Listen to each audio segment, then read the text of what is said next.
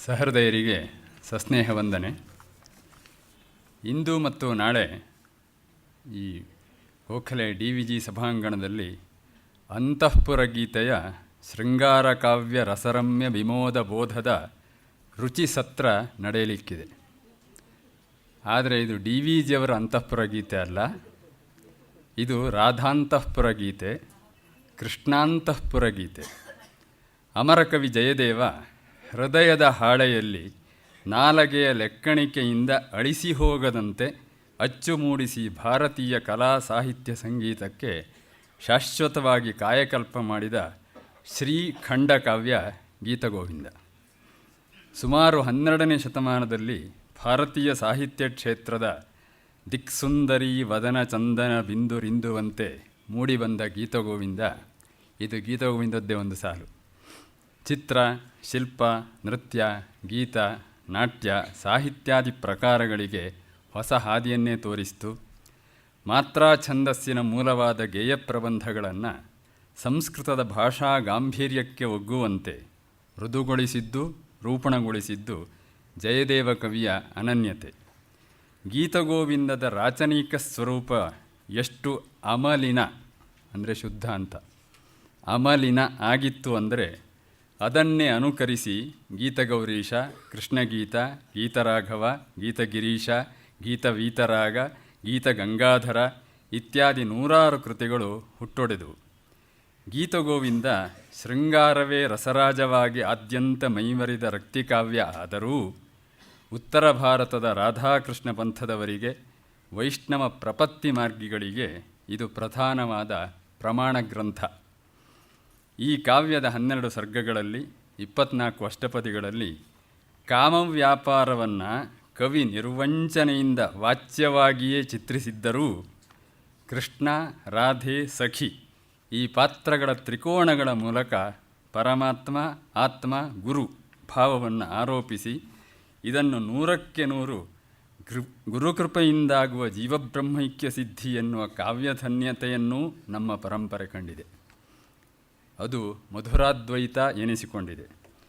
ಜಯದೇವ ಕಟ್ಟಿಕೊಟ್ಟ ರಾಧಾ, ಕೃಷ್ಣ, ಸಖಿ ಪಾತ್ರದ ಪ್ರಖರತೆ ಎಷ್ಟಿದೆ ಎಂದರೆ ಇವತ್ತಿಗೂ ಮಧುರ ಭಕ್ತಿಯ ಪೋಷಣೆ ಪ್ರಸ್ತುತಿಯಲ್ಲಿ ನಾಟ್ಯಕ್ಕೆ ಗೀತಗೋವಿಂದದ ಹೊರತಾದ ವಸ್ತುವೇ ಒಗ್ಗಿಲ್ಲ. ಹೀಗೆ ಭಾರತೀಯ ಕಲಾಕ್ಷೇತ್ರವನ್ನು ತತ್ವಕ್ಷೇತ್ರವನ್ನು ಆವರಿಸಿಕೊಂಡವ ಜಯದೇವ.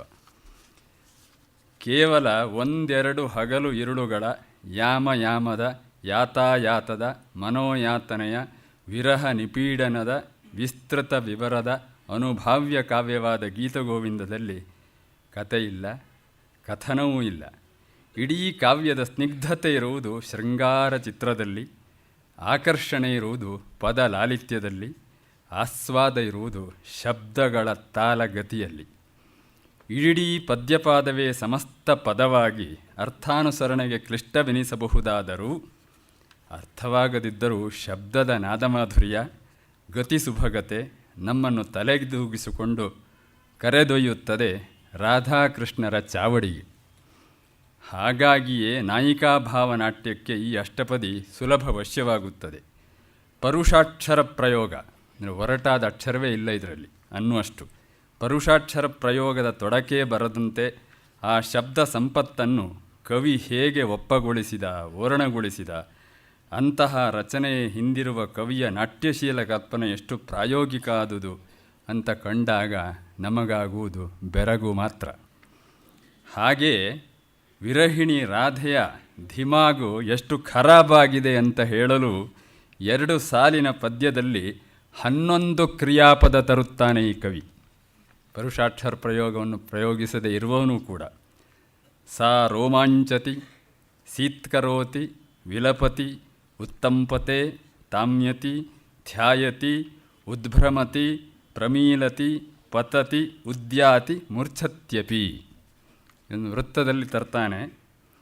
ಅವಳಿಗೆ ರೋಮಾಂಚನಗೊಳ್ತಾಳೆ, ಸೀತ್ಕರಿಸ್ತಾಳೆ, ವಿಲಪಿಸುತ್ತಾಳೆ, ನಡುಗುತ್ತಾಳೆ, ಹೆದರುತ್ತಾಳೆ, ಧ್ಯಾನಿಸುತ್ತಾಳೆ, ಭ್ರಮಿಸುತ್ತಾಳೆ, ಹುಚ್ಚಿಯಾಗುತ್ತಾಳೆ, ಕಣ್ಣು ಮುಚ್ಚಿಕೊಳ್ಳುತ್ತಾಳೆ, ಬೀಳುತ್ತಾಳೆ, ಎದ್ದು ಓಡ್ತಾಳೆ, ಕೊನೆಗೆ ಮೂರ್ಛೆ ಹೋಗ್ತಾಳೆ. ಇಷ್ಟನ್ನು 2 ಸಾಲಿನಲ್ಲಿ ಹೇಳಿ ಮುಗಿಸಿಬಿಡ್ತಾನು. ಇಂತಹ ಸ್ಕ್ರೀನ್ ಪ್ಲೇ ಕಾವ್ಯದ ಉದ್ದಗಲಕ್ಕೂ ಕರಾರುವಕ್ಕಾಗಿ ಹಬ್ಬಿಕೊಂಡಿದೆ. ಇಷ್ಟೆಲ್ಲ ಹೇಳಿದಂತಹ ಜಯದೇವ ಕಾಮದ ಬಗ್ಗೆ ಒಂದು ವ್ಯಾಖ್ಯಾನವನ್ನು, ಒಂದು ಡೆಫಿನೇಷನ್ ಕೊಡ್ತಾನೆ.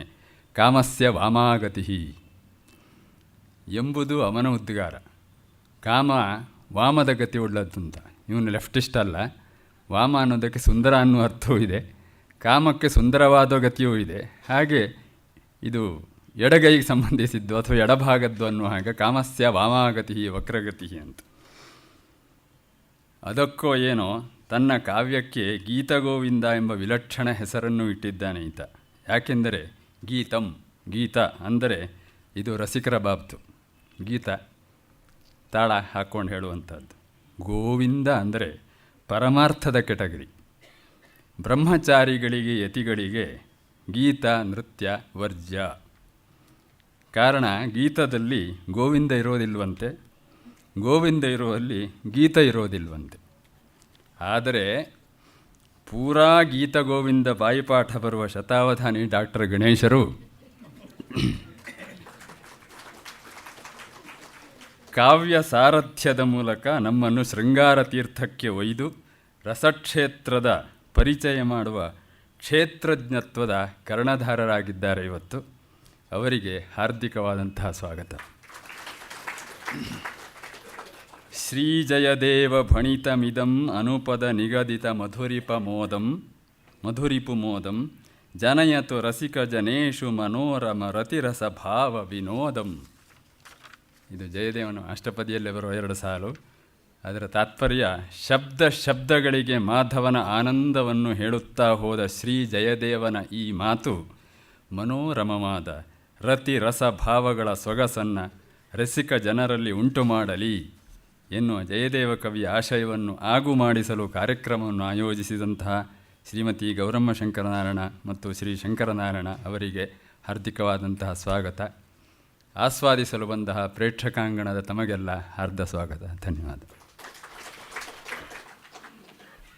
ಓಂ ತತ್ಸತ್. ಎಲ್ಲರಿಗೆ ನಮಸ್ಕಾರ.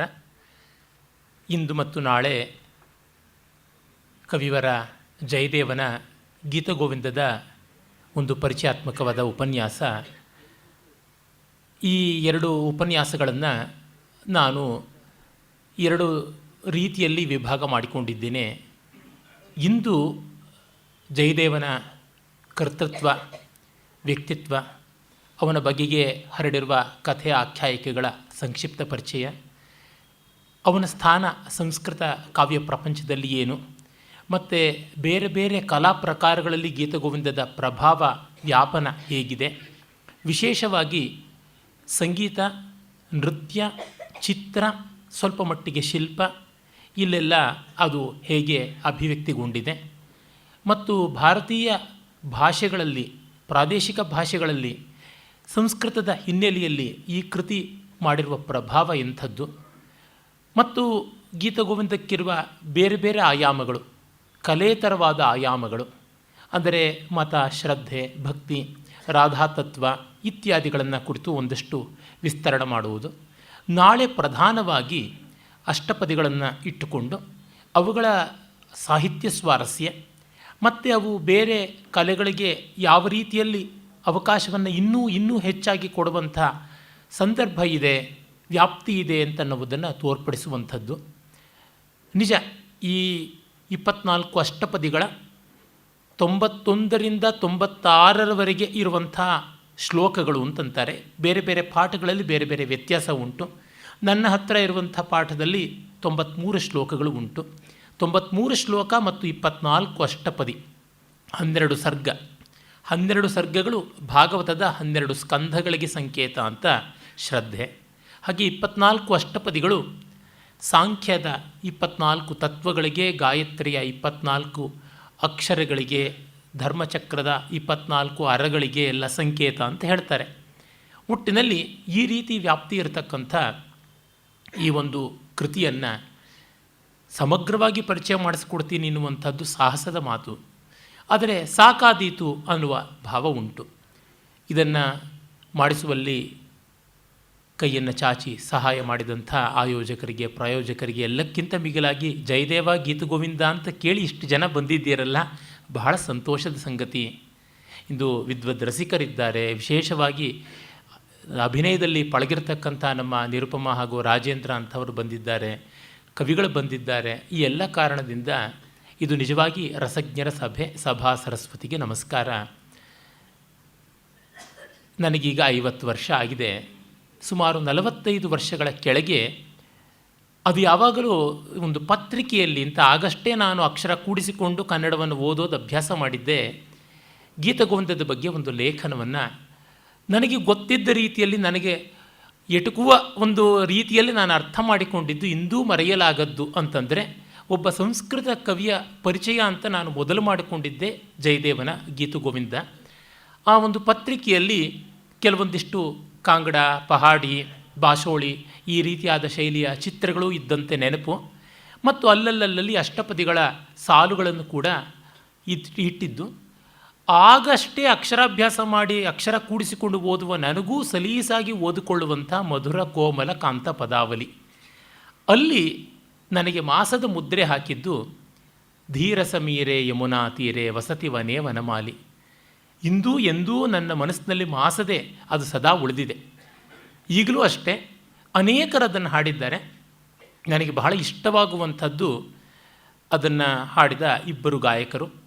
ಒಬ್ಬರು ಘಂಟಸಾಲ ವೆಂಕಟೇಶ್ವರ, ಮತ್ತೊಬ್ಬರು ರಘುನಾಥ ಪಾಣಿಗ್ರಾಹಿ.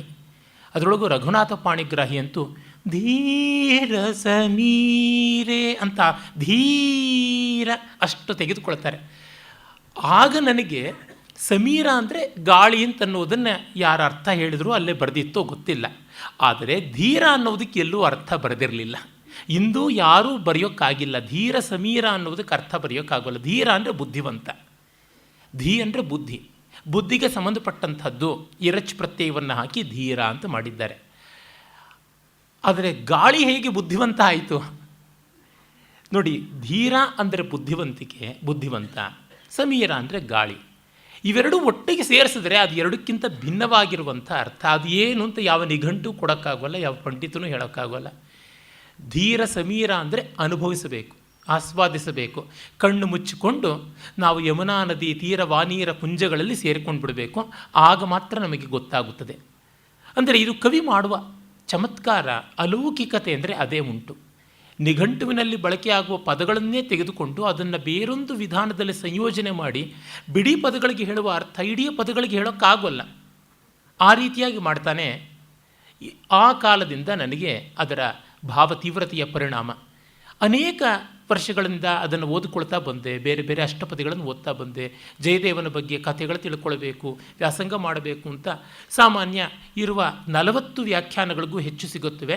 ನಾನು ಒಂದು 8-10 ವ್ಯಾಖ್ಯಾನಗಳನ್ನು ನೋಡೋದಕ್ಕಾಯಿತು. ಸರ್ವಶ್ರೇಷ್ಠವಾದಂಥ ವ್ಯಾಖ್ಯಾನಗಳು ಅಂತನ್ನುವು ಕೆಲವೊಂದು ಉಂಟು. ರಸಿಕರಂಜನಿ, ರಸಿಕಪ್ರಿಯ ಅನ್ನುವಂಥ 2 ವ್ಯಾಖ್ಯಾನಗಳು. ರಸಿಕಪ್ರಿಯ ವ್ಯಾಖ್ಯಾನ ಸರ್ವೋತ್ಕೃಷ್ಟ. ರಾಣಾ ಪ್ರತಾಪ್ ಸಿಂಹನ ಅಜ್ಜ ರಾಣಾ ಕುಂಭಕರ್ಣ ಆತ ಬರೆದಂಥ ವ್ಯಾಖ್ಯಾನ. ಸಂಗೀತ ರಾಜ ಅಂತ ಇಡೀ ಸಂಗೀತ ನೃತ್ಯ ಕ್ಷೇತ್ರದಲ್ಲಿ ಅತ್ಯಂತ ಬೃಹದ್ಗಾತ್ರದ ಗ್ರಂಥವನ್ನು ಬರೆದಂಥ ರಾಣಾ ಕುಂಭಕರ್ಣ ಆತನೇ ಕಟ್ಟಿಸಿದ ವಿಜಯಸ್ತಂಭ ಈಗಲೂ ಆ ಮೇವಾಡದ ರಾಜಧಾನಿಯಾದ ಚಿತ್ತೋಡ್ಗಢದಲ್ಲಿ ಉಂಟು. ಅವನು ಬರೆದಂಥದ್ದು. ಆ ಒಂದು ಪರಂಪರೆಯಲ್ಲಿಯೇ ಬಂದವಳು ಮೀರಾಬಾಯಿ. ಮತ್ತು ಶಂಕರ ಮಿಶ್ರ ಮಿಥಿಲಾ ದರ್ಭಾಂಗ ಪ್ರಾಂತದಲ್ಲಿದ್ದಂಥ ಮಹಾ ವಿದ್ವತ್ ಕವಿ, ಚತುಶಾಸ್ತ್ರ ಪಂಡಿತ.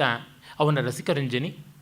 ಅದಲ್ಲದೆ ನಮ್ಮ ವಿಜಯನಗರ ಸಾಮ್ರಾಜ್ಯದ ಕೃಷ್ಣದೇವರಾಯನ ಕಾಲದಲ್ಲಿದ್ದಂಥ ಲೋಲ ಲಕ್ಷ್ಮೀಧರ ಬರೆದಂಥ ಒಂದು ವ್ಯಾಖ್ಯಾನ ಉಂಟು. ಇವು ಬಹಳ ಪ್ರಶಸ್ತವಾದಂಥವು. ಅದಲ್ಲದೆ ಇನ್ನೂ ಹಲವು ವ್ಯಾಖ್ಯಾನಗಳಿವೆ, ಪ್ರಾದೇಶಿಕ ಭಾಷೆಗಳಲ್ಲಿವೆ. ಜಗತ್ತಿನ ಅನೇಕ ಪ್ರಮುಖ ಭಾಷೆಗಳಲ್ಲಿ ಗೀತಗೋವಿಂದ ಅನೂದಿತವಾಗಿ ವ್ಯಾಖ್ಯಾತವಾಗಿದೆ. It's an ಅನ್ಟ್ರಾನ್ಸ್ಲೇಟಬಲ್ work. ಯಾರೂ ಅನುವಾದ ಮಾಡೋಕ್ಕೆ ಆಗೋಲ್ಲ ಅನ್ನೋಷ್ಟು ಕಷ್ಟ. ಆ ನಾದವೇ ಅಲ್ಲಿರುವ ಸ್ವಾರಸ್ಯ. ಇಂಗ್ಲೀಷ್ನಲ್ಲಿ, ಫ್ರೆಂಚ್ನಲ್ಲಿ, ಜರ್ಮನ್ನಲ್ಲಿ ಎಲ್ಲಿ ಸಾಧ್ಯ? ಕನ್ನಡ ತೆಲುಗುಗಳಲ್ಲೇ ಬಹಳ ಕಷ್ಟವಾದದ್ದು. ಆದರೆ ಚಲದಂಕ ಮಲ್ಲನ ಸಾಹಸದಿಂದ ಅನೇಕರು ಅನುವಾದ ಮಾಡಿಕೊಂಡು ಬಂದಿದ್ದಾರೆ, ಓದಿಕೊಂಡು ಬಂದಿದ್ದೀನಿ. ಅನೇಕ ಬಾರಿ ಗೀತಗೋವಿಂದದಲ್ಲಿ ಅಂಥ ಕಾವ್ಯ ಇಲ್ಲ, ಅಂಥ ಇತಿವೃತ್ತದ ಸ್ವಾರಸ್ಯ ಕಾಣಿಸೋದಿಲ್ಲ, ಇಲ್ಲ ಅನ್ನುವ ಪಟ್ಟಿಗಳು ತುಂಬ.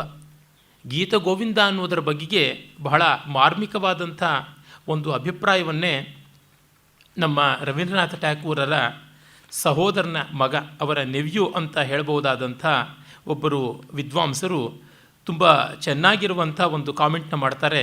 ಬಾಲೇಂದ್ರನಾಥ್ ಟ್ಯಾಗೂರ್ ಅನ್ನೋರು ಗೀತಗೋವಿಂದದಲ್ಲಿ ಗೀತ ಇದೆಯೇ ಹೊರತು ಗೋವಿಂದ ಇಲ್ಲ ಅಂತ.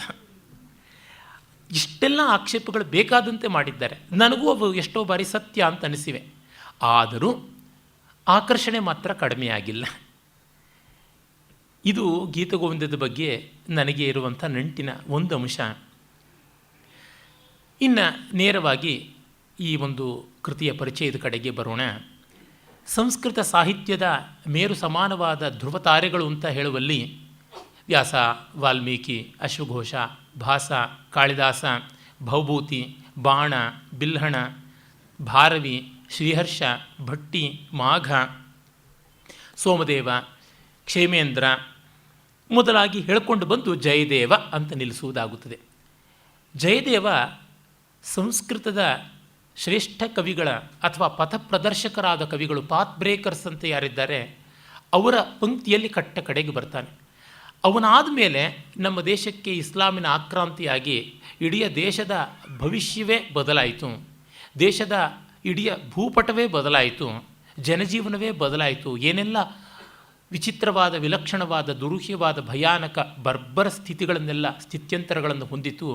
ಅದರ ಹೊಸಲಿನಲ್ಲಿದ್ದವನು ಜಯದೇವನ ಬದುಕಿನ ಕೊನೆಗಾಲದಲ್ಲಿ 1202-3 ಇಸ್ವಿನಲ್ಲಿ ಬಾಬರ್ನಿಂದ ಬಕ್ತಿಯಾರ್ ಖಿಲ್ಜಿ ಅವನು ಬಂದು ಭಯಾನಕವಾಗಿ, ಬಾಬರ್ಗೂ ಮುಂಚೆ ಬಕ್ತಿಯಾರ್ ಖಿಲ್ಜಿ ಬಂದು ನಾಲಂದ ಮೊದಲಾದ ವಿಶ್ವವಿದ್ಯಾಲಯಗಳನ್ನೆಲ್ಲ ನಾಶ ಮಾಡಿದ, ಪಾಲ ಸೇನ ವಂಶ ನಿರ್ವಂಶವಾಗುವಂತೆ ಮಾಡಿದ. ಇವನಿಗೆ ಆಶ್ರಯ ಕೊಟ್ಟಂಥ ಲಕ್ಷ್ಮಣಸೇನ ಸೇರಿದಂತೆ ಅನೇಕ ಮಹಾರಾಜರುಗಳನ್ನೆಲ್ಲ ಧೂಳಿಪಟವನ್ನು ಮಾಡಿದ ಅನ್ನೋದು ಗೊತ್ತಾಗುತ್ತದೆ. ಅಂದರೆ ಜಯದೇವ ಆ ವಂಗ ಪ್ರಾಂತಕ್ಕೆ, ಯಾವುದನ್ನು ಪೂರ್ವ ಭಾರತ ಅಂತ ಕರಿತೀವಿ, ನಾರ್ತ್ ಈಸ್ಟ್ ಅಂತ ಹೇಳ್ತೀವಿ, ಆ ಈಶಾನ್ಯ ಭಾರತ ಪ್ರಾಂತಕ್ಕೆ ಸೇರಿದಂಥ ಕಟ್ಟಕಡೆಯ ಕವಿ. ಮುಂದೆ ಬಂದರು, ಆದರೆ ಕಟ್ಟಕಡೆಯ ಶ್ರೇಷ್ಠ ಕವಿ. ಮತ್ತು ಅಖಿಲ ಭಾರತ ವ್ಯಾಪ್ತಿಯ ಕವಿಗಳು ಅಂತ ಯಾರು ಬಂದರು ಸಂಸ್ಕೃತದಲ್ಲಿ, ಅದಾದ ಮೇಲೆ ನಾವು ಅಷ್ಟಾಗಿ ಕಾಣೋಲ್ಲ. ಆಯಾ ಪ್ರಾಂತಕ್ಕೆ ಸೀಮಿತವಾಗಿ ನಾವು ನೋಡ್ತೀವಿ, ವಿಶೇಷವಾಗಿ ಎದ್ದು ತೋರುವಂತೆ ಕಾಣುವುದಿಲ್ಲ. ಹೀಗಾಗಿ ವ್ಯಾಸ ವಾಲ್ಮೀಕಿಗಳ ಯುಗದ ಬಳಿಕ ಕಾಳಿದಾಸ ಮೊತ್ತ ಮೊದಲು ವಿನೂತನವಾದ, ವಿಲಕ್ಷಣವಾದ, ದ್ವಿತೀಯವಾದ ಒಂದು ಸ್ಥಾನವನ್ನು ಪಡ್ಕೊಂಡ್ರೆ, ಅದಾದ ಹೆಚ್ಚು ಕಡಿಮೆ 700-800 ವರ್ಷಗಳ ಅಂತರದಲ್ಲಿ ಬಂದಂಥ ಜಯದೇವ ಇನ್ನೊಂದು ಘಟ್ಟವನ್ನು ತೋರ್ಪಡಿಸ್ತಾನೆ. ಅದಾದ ಮೇಲೆ ಬಂದದ್ದು ಇನ್ನು ಬೇರೆ ಒಂದು ಘಟ್ಟ ಅಂತ ನೋಡಿಕೊಂಡಾಗ ನಮಗೆ ಗೊತ್ತಾಗುತ್ತದೆ. ಕಾಳಿದಾಸನಿಗೂ ಮುನ್ನ ಸುಮಾರು ಒಂದು 800 ವರ್ಷಗಳ ಹಿಂದೆ ಪ್ರಾಯಶಃ ಪಾಣಿನಿ ಇದ್ದದ್ದು ಅಂತ ಅನಿಸುತ್ತದೆ. ಪಾಣಿನಿ, ಪತಂಜಲಿ ಇವರುಗಳೆಲ್ಲ ಇದ್ದದ್ದು. ಆ ಒಂದು ಕಾವ್ಯ ಪರಂಪರೆ ಒಂದು. ಅದಾದ ಮೇಲೆ 700-800 ವರ್ಷಗಳಿಗೆ ಜಯದೇವನದು ಒಂದು. ಅದಾದ ಮೇಲೆ ನಾವು 20ನೇ ಶತಮಾನದ ಒಂದು ಕಾಲಘಟ್ಟಕ್ಕೆ ಬರ್ತೀವಿ. ಅಲ್ಲಿಯ ಸಾಹಿತ್ಯದ ಬೆಳವಣಿಗೆಯ ರೀತಿಯೇ ಬೇರೆ ಆಗಿರುವುದನ್ನು ಕಾಣ್ತೀವಿ.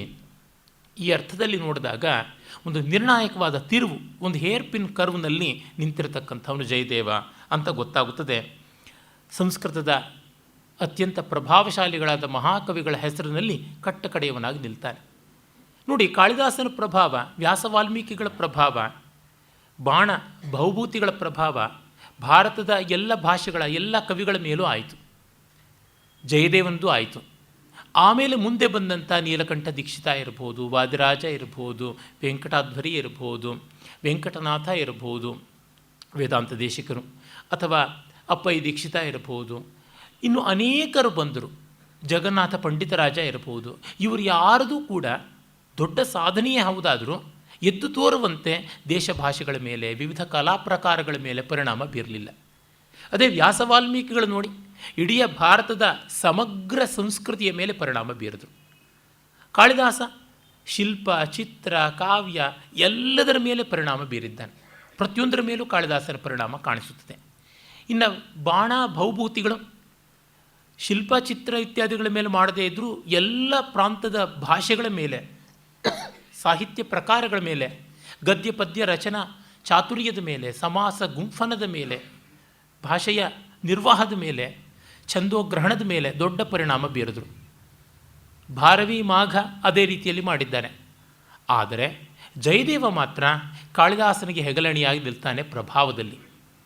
ಮೇಘದೂತವನ್ನು, ಕುಮಾರ ಸಂಭವವನ್ನು, ಶಾಕುಂತಲವನ್ನು ಆಧರಿಸಿ ಎಷ್ಟು ರೂಪಕಗಳು, ಕಥಾನಕಗಳು, ವಿಮರ್ಶೆಗಳು ಬರ್ತಲೇ ಇವೆಯಲ್ಲ ನಮ್ಮಲ್ಲಿ.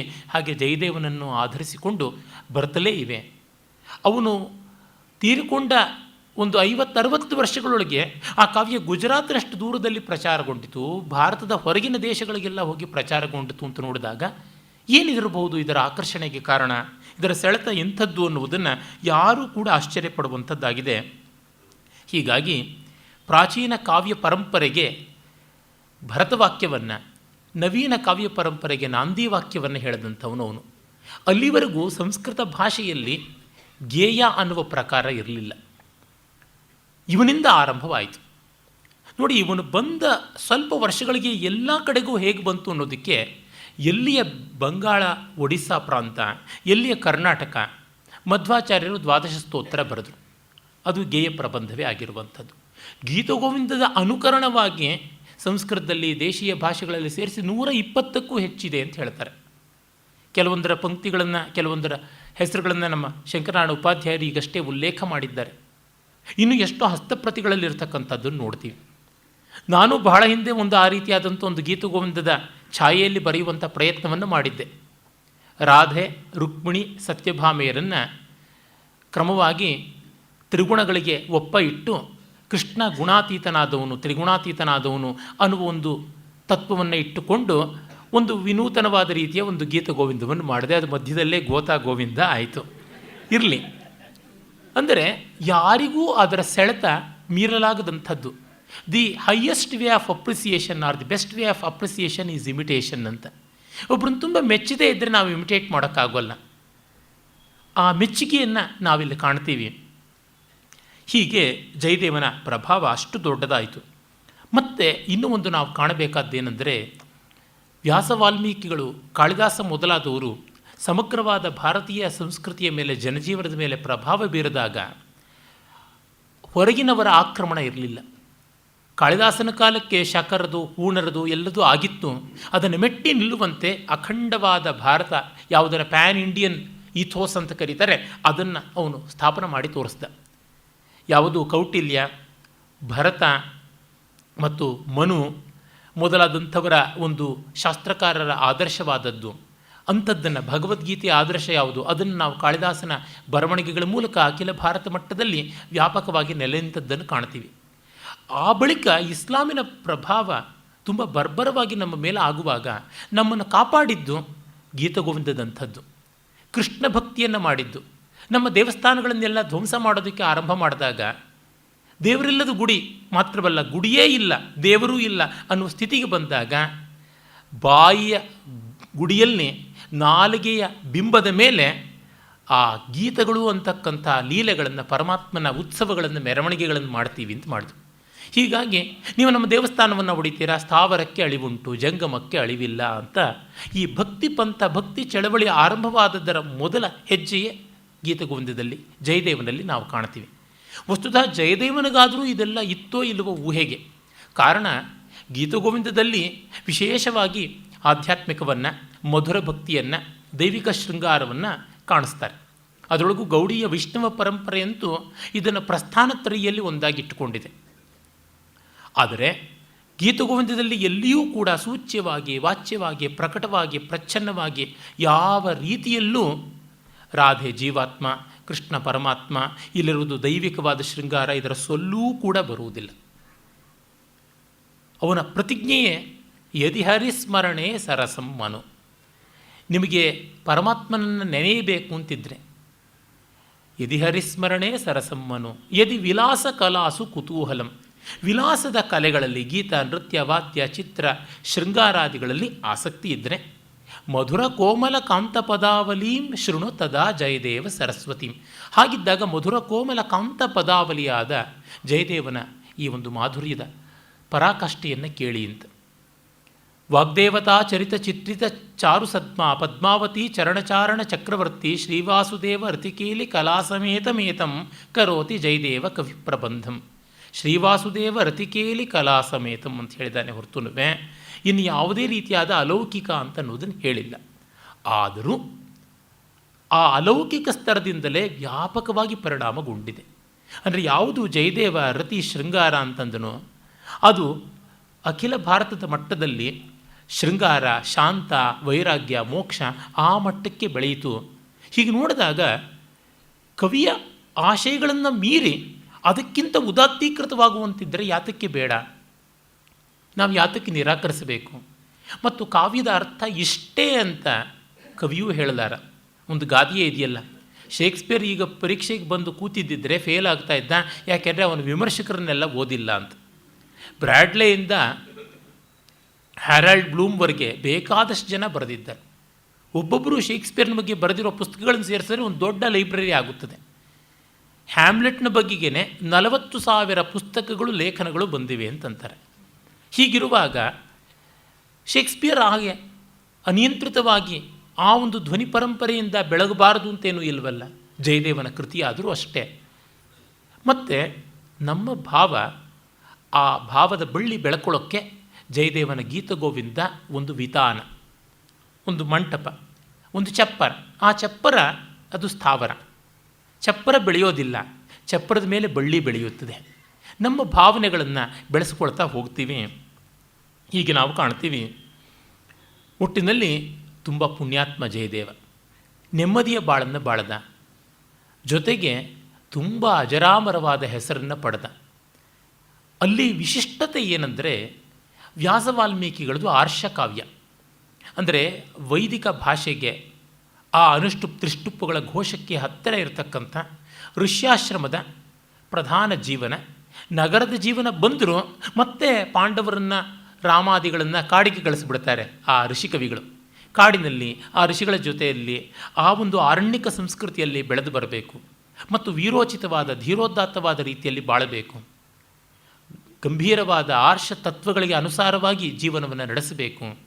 ಸುಖ ದುಃಖಗಳನ್ನು ಮೀರಿದಂಥ ಒಂದು ಆನಂದದ ಸ್ಥಿತಿ ಇದೆ, ಅದು ಕರ್ಮಯೋಗದ ಲೋಕಸಂಗ್ರಹ ರೂಪವಾದಂಥದ್ದು ಅನ್ನುವುದನ್ನು ಮತ್ತೆ ಮತ್ತೆ ನಾವು ರಾಮಾಯಣ ಮಹಾಭಾರತದಲ್ಲಿ ಕಾಣ್ತೀವಿ. Titanic characters, EPIC characters. ಆಮೇಲೆ ಕಾಳಿದಾಸನಲ್ಲಿ ಬಂದರೆ ನಾಗರಿಕ ಸಂಸ್ಕೃತಿ, ಅರ್ಬನ್. ಕಾಡಿಗೆ ಹೋಗ್ತಾನೆ, ಆದರೆ ವಾಪಸ್ ಮತ್ತೆ ಬಂದುಬಿಡ್ತಾನೆ ನಾಡಿಗೆ. ದಿಲೀಪ ಋಷ್ಯಾಶ್ರಮದಲ್ಲಿರ್ತಕ್ಕಂಥ ವಸಿಷ್ಠರನ್ನ ನೋಡೋದಕ್ಕೆ ಹೋಗ್ತಾನೆ, ಮತ್ತೆ ವಾಪಸ್ ಬಂದುಬಿಡ್ತಾನೆ. ದುಷ್ಯಂತ ಬೇಟೆ ಆಡೋಕ್ಕೆ ಹೋಗ್ತಾನೆ, ಮತ್ತೆ ವಾಪಸ್ ಬರ್ತಾನೆ. ಹೀಗೆ ವಾಲ್ಮೀಕಿ ವ್ಯಾಸರಲ್ಲಿ ಯಾವುದು ಕಾಡು ಸ್ಥಾಯಿಯಾಗಿ ನಗರ ಸಂಚಾರಿಯಾಗಿತ್ತು, ಇಲ್ಲಿ ನಗರ ಸ್ಥಾಯಿಯಾಗಿ ಕಾಡು ಸಂಚಾರಿ ಆಗುತ್ತದೆ.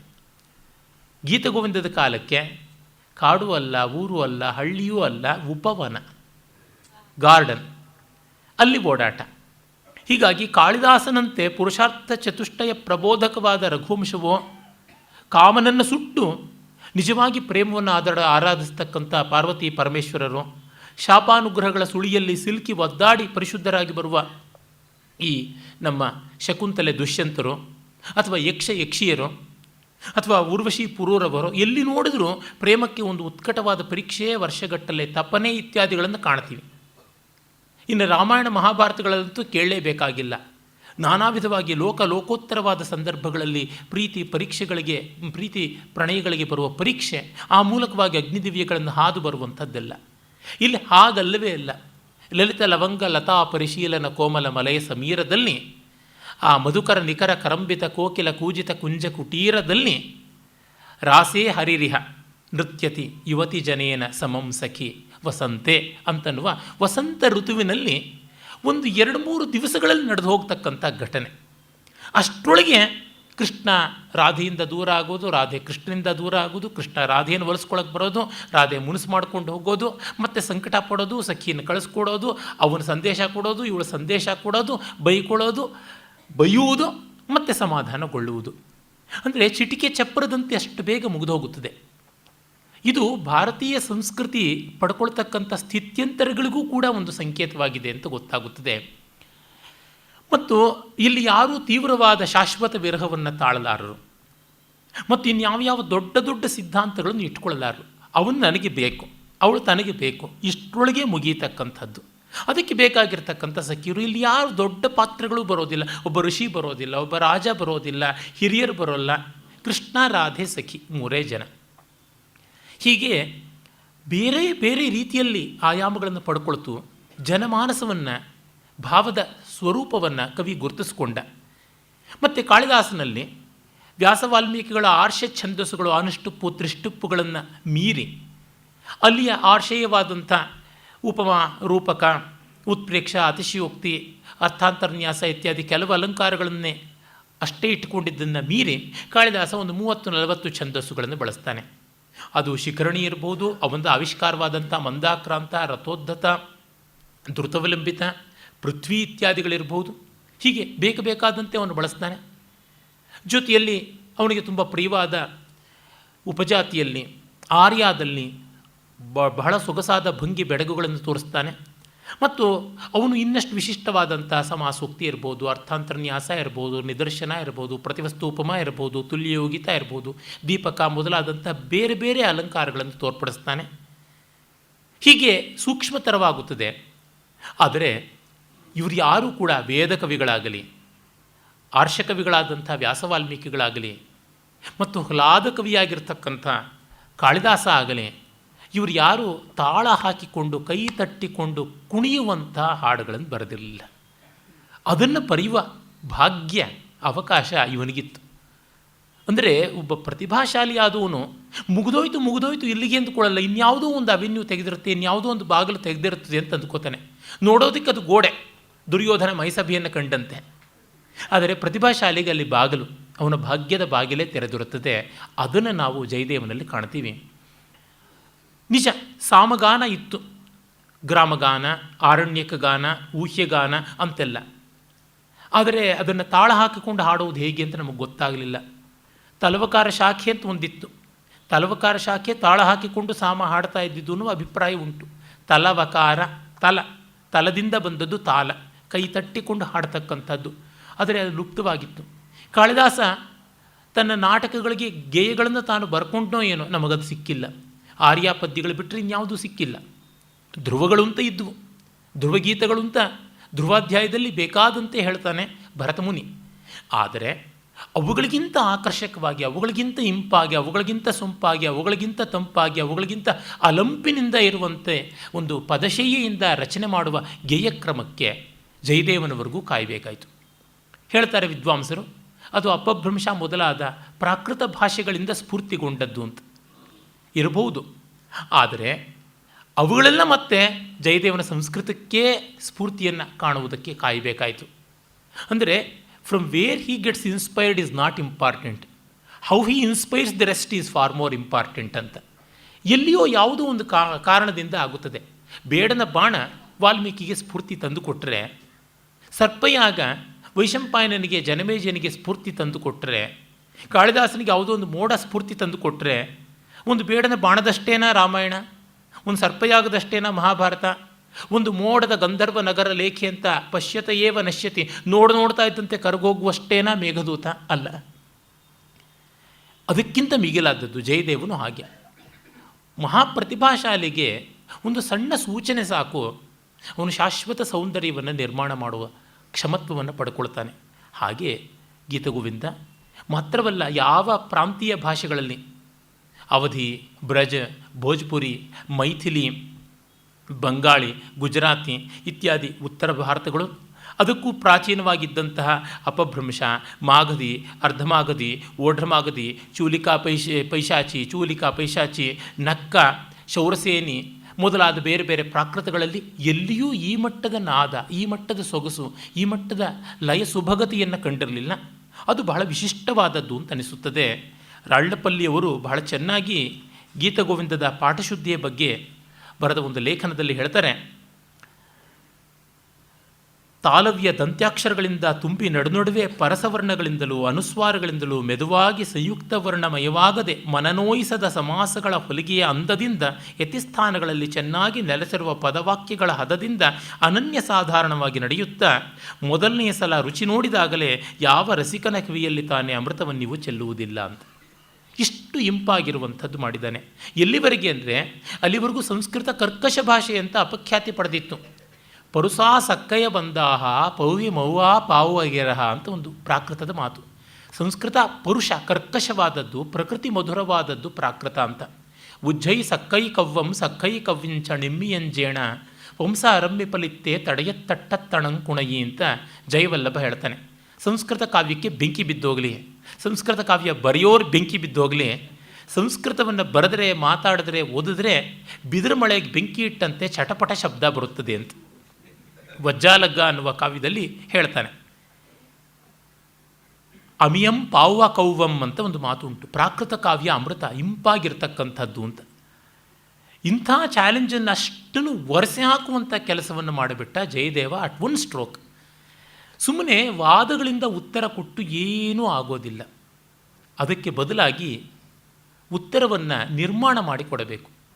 ಅಂದರೆ ಆರ್ಗ್ಯುಮೆಂಟ್ಗಿಂತ ಕ್ರಿಯೇಟಿವಿಟಿಯೇ ಎಲ್ಲ ಡಿಬೇಟ್ಸನ್ನುವೇ ನಿಲ್ಲಿಸುವಂಥದ್ದಾಗುತ್ತದೆ. ಇದನ್ನು ಜಯದೇವ ಮಾಡ್ದ. ಅವನು ಯಾವ ಶಾಸ್ತ್ರ ಗ್ರಂಥ ಬರಲಿಲ್ಲ, ಸಂಸ್ಕೃತಂ ಸುಮಧುರ ಭಾಷಾ ಅಂತೇನೂ ಬರೀಲಿಲ್ಲ. ಅವನಷ್ಟೇ ಕಾಪಿ ವಿಲಾಸ ವಿಲೋಲ ವಿಲೋಚನ ಖೇಲನ ಜನಿತ ಮನೋಜಂ ಧ್ಯಾಯತಿ ಮುಗ್ಧವಧೂರಧಿಕಂ ಮಧುಸೂದನ್ ಹೃದಯ ಸರೋಜಂ ಅಂತ ಬರೆದುಬಿಟ್ಟ. ಎಲ್ಲರೂ ಒಪ್ಕೊಳ್ಬೇಕಾಯಿತು. ಹೀಗೆ ಪ್ರತ್ಯಕ್ಷವಾಗಿ ಎದುರಿಗೆ ನಿಂತಾಗ ಇನ್ನೇನು ತರ್ಕಗಳನ್ನು ಮಾಡುವುದಕ್ಕೆ ಸಾಧ್ಯವಾಗುತ್ತದೆ. ಹಾಗಾಗಿ ಗೇಯಕ್ಕೆ, ಗಾನಕ್ಕೆ ಒದಗಿ ಬರುವುದು ಅಂದರೆ ಸಂಸ್ಕೃತ ಅನ್ನುವ ಮಟ್ಟಕ್ಕೆ ತನ್ನ ಕೇವಲ 24 ಅಷ್ಟಪದಿಗಳಿಂದ ಮಾಡಿಬಿಟ್ಟ. ಇವೆಲ್ಲ ಅವನ ದೊಡ್ಡ ಸಾಧನೆಗಳಲ್ಲಿ ನಮಗೆ ಗಣ್ಯವಾಗುವಂಥವು. ಅವನು 12ನೇ ಶತಮಾನದ ಉತ್ತರಾರ್ಧದಲ್ಲಿ ಇದ್ದ. ಅವನ ತಂದೆ ಭೋಜದೇವ ಅಂತ, ತಾಯಿ ರಮಾದೇವಿ ಅಂತಾರೆ, ವಾಮಾದೇವಿ ಅಥವಾ ರಾಧಾದೇವಿ ಅಂತಲೂ ಹೇಳ್ತಾರೆ. ಅವನ ಪತ್ನಿ ರೋಹಿಣಿ ಅಥವಾ ಹೆಸರಿರುವಂತೆ ಪದ್ಮಾವತಿ ಅಂತ ಹೇಳ್ತಾರೆ. ಬೇಕಾದಷ್ಟು ಕಥೆಗಳು ಉಂಟು. ದೊಡ್ಡವರಾದ ಮೇಲೆ ಅವ್ರ ಸುತ್ತಲೂ ಬೇಕೋ ಬೇಡವೋ, ಒಳ್ಳೆಯದೋ ಕೆಟ್ಟದ್ದೋ ಎಲ್ಲ ಕಥೆಗಳು ಸೇರ್ತವೆ. Celebrities are always sought after. ಪಾಪರಾಜಿಗಳು ಎಲ್ಲ ಕಡೆಗೂ ಇರ್ತಾರೆ, ಪುಣ್ಯರಾಜಿಗಳು ಇರುತ್ತವೆ. ಜಯದೇವನಿಗೆ ಆ ರೀತಿಯಲ್ಲಾಯಿತು. ಆದರೆ ಯಾವುದೂ ಅವನಿಗೆ ಅನ್ಯಾಯ ಮಾಡುವಂಥ ಕಥೆಗಳಲ್ಲ. ಅವನು ಮಹಾಭಕ್ತ ಅಂತ, ಪೂರ್ಣವಾಗಿ ಪರಮಾತ್ಮನಿಗೆ ಆತ್ಮನಿವೇದನೆ ಮಾಡಿಕೊಂಡವನು ಅಂತ ಬಂತು. ಅವನನ್ನು ಮಹಾವಿಷ್ಣು ಭಕ್ತ, ವೈಷ್ಣವ ಪರಂಪರೆಯವನು ಅಂತೆಲ್ಲ ಹೇಳ್ತಾರೆ. ಆದರೆ ಅವನ ಕಾಲದಲ್ಲಿ ಇದ್ದಂಥ ಶ್ರೀಧರ ದಾಸ ಸದುಕ್ತೀಕರಣಾಮೃತ ಅನ್ನುವಂಥ ಒಂದು ಸುಭಾಷಿತ ಸಂಕಲನ ಬರೆದ. ಸುಮಾರು 2700 ಸುಭಾಷಿತಗಳಿರ್ತಕ್ಕಂಥದ್ದು, ಬಹಳ ಚೆನ್ನಾಗಿರ್ತಕ್ಕಂಥ ಕಲೆಕ್ಷನ್. ಅಲ್ಲಿ ಜಯದೇವನ 31 ಶ್ಲೋಕಗಳನ್ನು ಉಲ್ಲೇಖ ಮಾಡ್ತಾನೆ. ಅದರೊಳಗೆ 5 ಗೀತಗೋವಿಂದದ್ದು, ಇನ್ನು ಮಿಕ್ಕ 26 ಗೀತಗೋವಿಂದದಲ್ಲಿ ಕಾಣಸಿಗದೇ ಇರತಕ್ಕಂಥದ್ದು.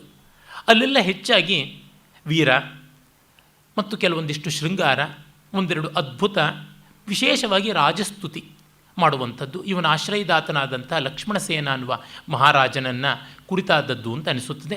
ಆ ಒಂದು ಪದ್ಯಗಳು ಕಾಣಸಿಗುತ್ತವೆ.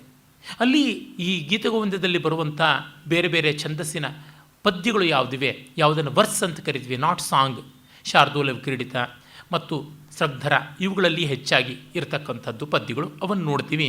ಅಲ್ಲಿ ಜಯದೇವನ ಶೃಂಗಾರೇತರವಾದ ಭಾವಗಳನ್ನು ನಿರ್ವಾಹ ಮಾಡುವ ಶಕ್ತಿ ಏನು ಅಂತ ಗೊತ್ತಾಗುತ್ತದೆ. ಇಲ್ಲಿ ಒಂದು ಮಾತು ಹೇಳಬೇಕು. ಗೀತಗೋವಿಂದದಲ್ಲಿ ಬರುವಂಥ ಆ ಅಷ್ಟಪದಿಗಳಿಗೆ ಸಿಮೆಂಟಿಂಗ್ ಆಗಿ, ವೆಲ್ಡಿಂಗ್ ಆಗಿ, ಹೊಂದಿಕೆಯಾಗಿ ಹೊಲಿಗೆ ಹಾಕುವಂತೆ ಬರುವ 91ರಿಂದ 96 ಶ್ಲೋಕಗಳು ಅಂತ ಯಾವುದಿವೆ, ಅವುಗಳನ್ನು ನೋಡಿದ್ರೆ ಜಯದೇವ ತುಂಬ ದೊಡ್ಡ ಕವಿ ಅಂತಲಾಗಲಿ, ಅವನಿಗೆ ವಿಶಿಷ್ಟತೆ ಇದೆ ಅಂತಲಾಗಲಿ ಅನಿಸೋಲ್ಲ. ನೀವು ಸಾಮಾನ್ಯವಾಗಿ ಯಾವುದಾದ್ರೂ ಚಂಪು ಕಾವ್ಯಗಳನ್ನು ಓದಿದ್ರೆ, ಉದಾಹರಣೆಗೆ ಹೇಳಬೇಕು ಅಂತಂದರೆ ಭೋಜ ಚಂಪು, ಅದಾದರೂ ತುಂಬ ಉತ್ಕೃಷ್ಟ. ಅದಕ್ಕಿಂತ ಸ್ವಲ್ಪ ಕೀಳಾಗಿರ್ತಕ್ಕಂಥ ಗುಣದ್ದು ತೆಗೆದುಕೊಳ್ಬೇಕು ಅಂತಂದರೆ, ಉದಾಹರಣೆಗೆ ನಾವು ನಮ್ಮ ಕರ್ನಾಟಕದವನೇ ಆಗಿರ್ತಕ್ಕಂಥ ತ್ರಿವಿಕ್ರಮ ಭಟ್ಟನ ನಳಚಂಪು, ಅಥವಾ ಅನಂತ ಭಟ್ಟನ ಭಾರತ ಚಂಪು, ಅಥವಾ ಮಂದಾರ ಮರಂದ ಚಂಪು ಇತ್ಯಾದಿ ಬೇಕಾದಷ್ಟು ಉಂಟು. ಪ್ರಶಸ್ತಿ ಕಾವ್ಯಗಳು ಅಂತಿವೆ. ಅವುಗಳನ್ನು ತೆಗೆದುಕೊಂಡ್ರೆ ಗೊತ್ತಾಗುತ್ತದೆ, ರೆಡಿಮೇಡ್ ಪದಗಳು, ರೆಡಿಮೇಡ್ ದಿಮ್ಮಿ ವಾಕ್ಯಗಳು, ಸಮಾಸಗಳು, ಅವುಗಳನ್ನು ಇಟ್ಟುಕೊಂಡಿದ್ದಾನೆ. ಹಾಗಾಗಿ ಜಯದೇವನ ವೈಶಿಷ್ಟ್ಯ ಇರೋದು ಅವನ 24 ಅಷ್ಟಪದಿಗಳಲ್ಲಿ. ಆ ಅಷ್ಟಪದಿಗಳ ಮೂಲಕ ಅವನು ಅನೂಹ್ಯವಾದ ಶೈಲಿ ಮಾಧುರ್ಯವನ್ನು ಸಾಧಿಸಿದ್ದಾನೆ. ಅವನು ಯಾವುದನ್ನು ಶ್ರೀಧರದಾಸ ಸಂಗ್ರಹ ಮಾಡೋದಿಲ್ಲ. ಕೇವಲ ಆ ಒಂದು 31 ಶ್ಲೋಕಗಳು ಮಾತ್ರ ಇವೆ. ಅಲ್ಲಿ ನಮಗೆ ಅವನ ಬೇರೆಯ ಮುಖ ಕಾಣಿಸುತ್ತದಾದರೂ ಅದಷ್ಟು ವಿಶಿಷ್ಟ ಅಂತ ಅನಿಸೋದಿಲ್ಲ. ಆದರೆ ಅಲ್ಲಿ ಗಮನಿಸಬೇಕಾದ್ದೇನೆಂದರೆ, ಪಾಲ ಮತ್ತು ಸೇನರ ಕಾಲದಲ್ಲಿ ಇವರೆಲ್ಲ ನಮ್ಮ ಕರ್ನಾಟಕದ ಚಾಲುಕ್ಯರ ಶಾಖೆಯಾಗಿ ಅಲ್ಲಿ ಹೋದವರು. ಹಾಗಾಗಿ ಜಯದೇವನ ಪೇಟ್ರನೈಸ್ ಮಾಡಿದವರು ಕನ್ನಡಿಗರು. ಇದನ್ನು ಮರೆಯಬಾರ್ದು ನಾವು. ಆ ಕಾಲದಲ್ಲಿ ಇದ್ದಂಥ ಕವಿಗಳ ಅನೇಕರ ಸಂಗ್ರಹಗಳನ್ನು ಅವನು ಸದುಕ್ತೀಕರಣಾಮೃತದಲ್ಲಿ ಬಳಸ್ಕೊಂಡಿದ್ದಾನೆ. ಅಲ್ಲಿ 500ಕ್ಕೂ ಹೆಚ್ಚು ಕವಿಗಳ ಉಲ್ಲೇಖ ಬರುತ್ತದೆ, ಕವಿಗಳ ಪದ್ಯಗಳಿವೆ. ಆ 500ಕ್ಕೂ ಹೆಚ್ಚು ಕವಿಗಳ ಪೈಕಿ 300 ಜನ ಬಂಗಾಳದವರೇನು, ಆ ಪ್ರಾಂತದವರು. ಅವರ ಒಂದೇ ಒಂದು ಕಾವ್ಯವೂ ಇಂದು ನಮಗೆ ಸಿಗ್ತಾ ಇಲ್ಲ. ಶ್ರೀಧರದಾಸನ ಸದುಕ್ತಿಕರಣಾಮೃತ ಮತ್ತು ವಿದ್ಯಾಕರ್ಣ ಸುಭಾಷಿತ ರತ್ನಕೋಶ, ಈ ಎರಡರಲ್ಲಿ ಮಾತ್ರ ಸಂಕಲನಗೊಂಡಿರ್ತಕ್ಕಂಥವು. ಅವೆಲ್ಲವನ್ನೂ ಕೂಡ ಇಸ್ಲಾಂ ಬರ್ಬರವಾಗಿ ನಾಶ ಮಾಡಿಬಿಡ್ತು. 300 ಕವಿಗಳ ಕೃತಿಗಳು ಅಂತಂದರೆ ಎಷ್ಟಿರ್ಬೋದು? ಒಬ್ಬೊಬ್ಬವನು 10 ಬರದ ಅಂದರೆ ಎಷ್ಟಿರ್ಬೋದು? 3000 ಇರ್ಬೋದು ಮಿನಿಮಮ್. ಅಷ್ಟು 3000ದಲ್ಲಿ ಒಂದೊಂದರೊಳಗೂ 100, 500 ಈ ಥರ ಶ್ಲೋಕಗಳು ಇಟ್ಕೊಂಡ್ರೆ ಎಷ್ಟು ಸಾವಿರ ಶ್ಲೋಕಗಳಾಗುತ್ತವೆ, ಎಷ್ಟು ಲಕ್ಷ ಆಗುತ್ತವೆ. ಅಷ್ಟನ್ನು ಧ್ವಂಸ ಮಾಡಿಬಿಡ್ತು. ಆ ಪ್ರಾಂತದಲ್ಲಿ ಪುಣ್ಯವಶಾತ್ ಇಸ್ಲಾಮಿನ ದಾಳಿಗೆ ಮುನ್ನ ಜಯದೇವ ಇದ್ದು ಮಾಡಿದಂಥದ್ದು ಅಂತ ಗೊತ್ತಾಗುತ್ತದೆ. ಅವನ ಜನ್ಮಭೂಮಿ ಯಾವುದು ಅನ್ನೋದು ಒಂದು ದೊಡ್ಡ ಚರ್ಚೆಯ ಸಂಗತಿ ಆಗಿದೆ. ಅದು ಇವತ್ತು ಬಂಗಾಳದಲ್ಲಿರ್ತಕ್ಕಂಥ ಬೀರ್ಭೂಮ್ ಅನ್ನುವ ಜಿಲ್ಲೆಯಲ್ಲಿ ಕೆಂದೂಲಿ ಅನ್ನುವಂಥ ಊರು, ಗ್ರಾಮ. ಅದು ಕಿಂದುಬಿಲ್ವ ಅಥವಾ ಕೆಂದುಬಿಲ್ವ ಅಂತ ಕರೀತಾರೆ. ಅಲ್ಲಿ ಈಗಲೂ ಕೂಡ ಅಲ್ಲಿ ಜಯದೇವನ ವಿಶಿಷ್ಟವಾದಂಥ ಒಂದು ಪರ್ವ ನಡೆಯುತ್ತದೆ. ಕಾರ್ತಿಕ ಪೂರ್ಣಿಮೆಯನ್ನು ಜಯದೇವನ ಜನ್ಮದಿನ ಅಥವಾ ಆರಾಧನಾ ದಿವಸ ಅಂತ ಭಾವಿಸಿ ಮಾಡ್ತಾನೆ. ಅದು ವಾಲ್ಮೀಕಿ ಜಯಂತಿ ಕೂಡ ಹೌದು. ಆ ಒಂದು ರಾಸ ದಿನ ಅಂತಲೂ ಕರೀತಾರೆ, ರಾಸ ಪೂರ್ಣಿಮಾ ಅಂತಲೂ ಕರೀತಾರೆ. ಆ ದಿವಸದಲ್ಲಿ ಅಲ್ಲಿ ಬೇಕಾದಷ್ಟು ಉತ್ಸವಗಳು, ಗಾನ, ನರ್ತನ ಎಲ್ಲ ನಡೆಯುತ್ತದೆ ಅಂತ ಗೊತ್ತಾಗುತ್ತದೆ. ಹಾಗಲ್ಲದೆ ಜಯದೇವನನ್ನು ಪ್ರಸಿದ್ಧರಾದವ್ರನ್ನ ನಮ್ಮವರು ತಮ್ಮವರು ಅಂತ ಎಲ್ಲರೂ ಅಂದ್ಕೋತಾರಲ್ಲ, ಹಾಗೆ ಉತ್ಕಲ ಅಂದರೆ ಒಡಿಸ್ಸಾ, ಅವರು ತಮ್ಮವರು ಅಂತ ಕರೆಯೋದು ಉಂಟು. ಅದೇ ರೀತಿ ಮಿಥಿಲಾ ಪ್ರಾಂತದವರು ಅಂದರೆ ಬಿಹಾರದವರು, ಅವರು ತಮ್ಮವನು ಅಂತ ಕರ್ಕೊಳ್ಳೋದು ಉಂಟು. ಆದರೆ ಅನೇಕರ ಆಧಾರಗಳನ್ನೆಲ್ಲ ಇಟ್ಕೊಂಡು ನೋಡಿದಾಗ ಗೊತ್ತಾಗುತ್ತದೆ ಅದು ಕಿಂದುಬಿಲ್ವ ಬಂಗಾಳದ್ದೇ ಅಂತ ಗೊತ್ತಾಗುತ್ತದೆ. ಮತ್ತು ಜಯದೇವ ಕೆಲವೊಂದು ಅಪಭ್ರಂಶ ಗಾನ ರಚನೆಗಳನ್ನು ಮಾಡಿದ್ದ. ಅವು ಗುರುನಾನಕರ ಬಳಿಕ ಬಂದಂಥ ಗ್ರಂಥ ಸಾಹೇಬ್ ಯಾವುದುಂಟು, ಸಿಖ್ಖರ ಪವಿತ್ರ ಗ್ರಂಥ, ಅಲ್ಲಿ ಸೇರಿ ಹೋಗಿವೆ. ಹೀಗಾಗಿ ಅಪಭ್ರಂಶ ಕವಿಗಳ ಪೈಕಿ ಇವನು ಆದ್ಯ ಪ್ರವರ್ತಕನಾಗಿದ್ದಾನೆ. ಮತ್ತು ಸಿಖ್ಖರ ಪವಿತ್ರ ಗ್ರಂಥದಲ್ಲಿ ಇವನ 1-2 ಗಾನಗಳು ಸೇರಿ ಹೋಗಿವೆ ಅಂತ ಗೊತ್ತಾಗುತ್ತದೆ. ಈ ದೃಷ್ಟಿಯಿಂದ ನೋಡಿದಾಗ ಆ ಸಿಖ್ ಮತಕ್ಕೆ, ಅದು ಸನಾತನ ಧರ್ಮದ್ದೇನೆ ಒಂದು ಕ್ಷಾತ್ರ ಮುಖ, ಅದಕ್ಕೆ ಕೂಡ ಇವನು ಮೂಲ ಅಂತ ಗೊತ್ತಾಗುತ್ತದೆ. ಸಂಸ್ಕೃತದಲ್ಲಿ ಜಯದೇವಂದರು 2-3 ಇದ್ದಾರೆ. ಒಬ್ಬ ಅಂತೂ ಗೀತಗೋವಿಂದದ್ದು ಜಯದೇವ. ಇನ್ನೇನೇನು ಬೇರೆ ಕೃತಿ ಬರೆದಿದ್ನೋ ನಮಗೆ ಯಾವುದೂ ಸಿಕ್ಕಿಲ್ಲ. ಒಂದೇ ಕೃತಿ ಸಿಕ್ಕಿ ಅದರಿಂದಲೇ ಲೋಕವಿಖ್ಯಾತರಾದಂಥ ಒಬ್ಬ ಶೂದ್ರಕ, ಒಬ್ಬ ಭಟ್ಟನಾರಾಯಣ, ಮತ್ತು ಭಾರವಿ ಒಬ್ಬ, ಮಾಘ ಒಬ್ಬ, ಮತ್ತು ಗೀತಗೋವಿಂದಕಾರ ಜಯದೇವ, ಈ ಥರ ಕೆಲವರಿದ್ದಾರೆ. 10 ಕಟ್ಟುವಲ್ಲಿ ಮುತ್ತು ಕಟ್ಟು ಅಂತ ಒಂದರಿಂದಲೇ ಸಾರ್ಥಕರಾದಂಥವ್ರು.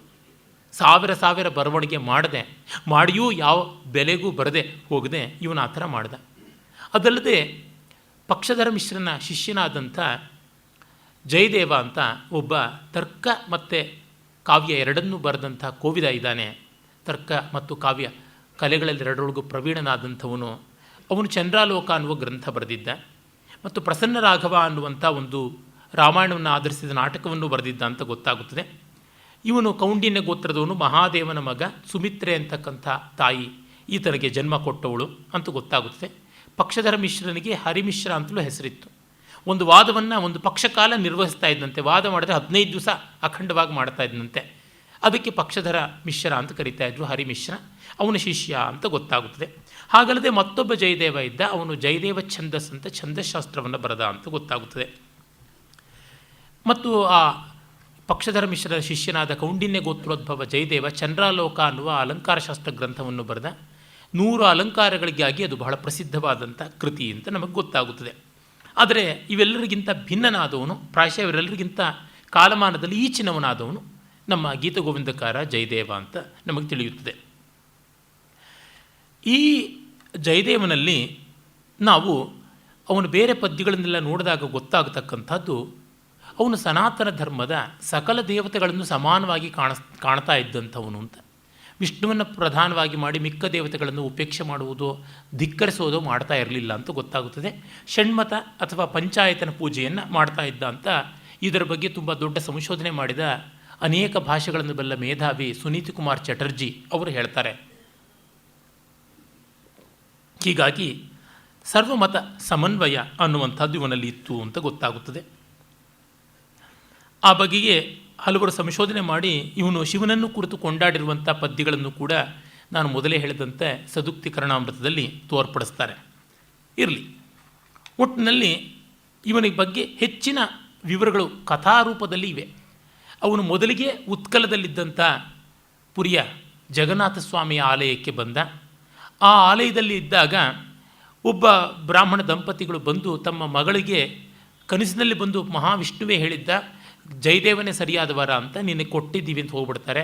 ಅವನಿಗೆ ಮದುವೆಯಲ್ಲಿ ಆಸಕ್ತಿ ಇರೋದಿಲ್ಲ, ಭಗವದ್ ಅರ್ಪಿತವಾಗಿರಬೇಕು ಅಂತ. ಕಡೆಯಲ್ಲಿ ಭಗವದ್ ಅಂಕಿತವಾಗಿ ಬಂದ ಬದುಕು ಭಗವದಿಚ್ಛೆ ಅಂತ ನಡೆಯಬೇಕು ಅಂತ ಅವಳನ್ನು ಪರಿಗ್ರಹಿಸಿದ. ಅವಳಿಗೆ ಸಂಗೀತ ನೃತ್ಯಗಳಲ್ಲಿ ಚಟುವಟಿಕೆ ಚೆನ್ನಾಗಿತ್ತು, ತರಬೇತಿಯೂ ಇತ್ತು. ಅವಳು ಬೇಕಾದಂತೆ ಹಾಡಿ ನೃತ್ಯನ ಮಾಡ್ತಾ ಇದ್ಲು ಅನ್ನುವಂಥದ್ದೆಲ್ಲ ಕಥೆಗಳು ಗೊತ್ತಾಗುತ್ತದೆ. ಮತ್ತು ಬಂಗಾಳದ ಸೇನ ವಂಶದ ರಾಜನಾದಂಥ ಲಕ್ಷ್ಮಣ ಸೇನನ ಆಸ್ಥಾನ ಕವಿಯಾದ ಇವನ ಕಾಲದಲ್ಲಿಯೇ ಉಮಾಪತಿಧರ, ಧೋಯಿ ಮೊದಲಾದಂಥ ಇನ್ನಿತರ ಕವಿಗಳು ಕೂಡ ಇದ್ದರು ಅಂತ ಗೊತ್ತಾಗುತ್ತದೆ. ಆ ಮಾತನ್ನು ಗೀತಗೋವಿಂದದ ಆರಂಭದಲ್ಲಿಯೇ ಜಯದೇವ ಹೇಳ್ತಾನೆ. ತನ್ನ ಸಮಕಾಲೀನ ಕವಿಗಳು ಬೇಕಾದಷ್ಟು ಜನ ಇದ್ದಾರೆ, ಅವರೆಲ್ಲರೂ ಉತ್ತಮರಾದಂಥ ಕವಿಗಳೇ. ವಾಚಃ ಪಲ್ಲವಯತ್ಯುಮಾಪತಿಧರ ಸಂದರ್ಭಶುದ್ಧಿಂ ಗಿರಾಂ ಜಾನೀತೆ ಜಯದೇವ ಏವ ಶರಣಃ ಶ್ಲಾಘ್ಯೋ ದುರೂಹದ್ರುತೆ ಶೃಂಗಾರೋತ್ತಮ ಸತ್ಪ್ರಮೇಯ ರಚನೈ ಆಚಾರ್ಯ ಗೋವರ್ಧನ ಸ್ಪರ್ಧಿ ಕೋಪಿನ ವಿಶ್ರುತ ಶ್ರುತಿಧರೋ ಧೋಯಿ ಕವಿಕ್ಷ್ಮಾಪತಿ. ಧೋಯಿ ಎನ್ನುವ ಕವಿ, ಅವನು ಪವನದೂತ ಅನ್ನುವ ಒಂದು ದೂತ ಕಾವ್ಯ ಬರೆದಿದ್ದ.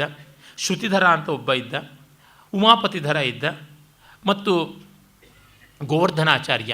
ಇವನ ಆರ್ಯ ಸಪ್ತಶತಿ ಎನ್ನುವ ತುಂಬ ಮನೋಹರವಾದ 700 ಶೃಂಗಾರಪರವಾದ ಮುಕ್ತಕಗಳ ಸಂಕಲನ ಇದೆ. ಹೀಗೆ ಇವರೆಲ್ಲರೂ ಇದ್ದಾನೆ. ಆದರೆ ಸಂದರ್ಭಶುದ್ಧಿಂ ಗಿರಾಂ ಜಾನೀತೆ ಜಯದೇವ ಏವ, ಸಂದರ್ಭಶುದ್ಧವಾಗಿ ಮಧುರಕೋಮಲವಾಗಿ ರಸೋಚಿತವಾಗಿ ಬರೆಯಬಲ್ಲ ಕಲೆ ತನಗೆ ಮಾತ್ರ ಉಂಟು ಅಂತ ಹೇಳ್ಬಿಟ್ಟಂತಾನೆ. ಇರಲಿ, ಈ ರೀತಿ ಸಮಕಾಲೀನರಲ್ಲಿ ಅವನು ಪ್ರತಿಷ್ಠೆಯನ್ನು ಪಡೆದಿದ್ದ. ಲಕ್ಷ್ಮಣಸೇನ ಮಹಾರಾಜನಿಗೆ ಒಬ್ಬ ಪತ್ನಿ, ಅವಳಿಗೂ ಮತ್ತು ಪದ್ಮಾವತಿಗೂ ತುಂಬ ಪ್ರೀತಿ ಇತ್ತು. ಇಬ್ಬರು ಸಖಿಯರ ತರಹ ಇದ್ದರು. ಆಗ ಒಮ್ಮೆ ಯಾವನೋ ಒಬ್ಬ ಆ ಸ್ಥಾನಕ್ಕೆ ಸಂಬಂಧಪಟ್ಟವನು ತೀರಿಕೊಂಡಾಗ ಆತನ ಹೆಂಡತಿ ಸಹಗಮನ ಮಾಡಿದಳು ಅನ್ನೋ ಪ್ರಸ್ತಾವವನ್ನು ರಾಣಿ ಹೇಳ್ತಾಳೆ. ಆಗ ಪದ್ಮಾವತಿ ಇದ್ದುಕೊಂಡು ಅದೇನು ವಿಶೇಷ ಅಂತಾಳೆ. ಹಾಗಲ್ಲ, ಗಂಡ ತೀರ್ಕೊಂಡ ಅಂದರೆ ಹೆಂಡತಿನೂ ತೀರ್ಕೊಳ್ಳೋದು ತುಂಬ ವಿಶೇಷ ಅಲ್ವಾ ಅಂತ.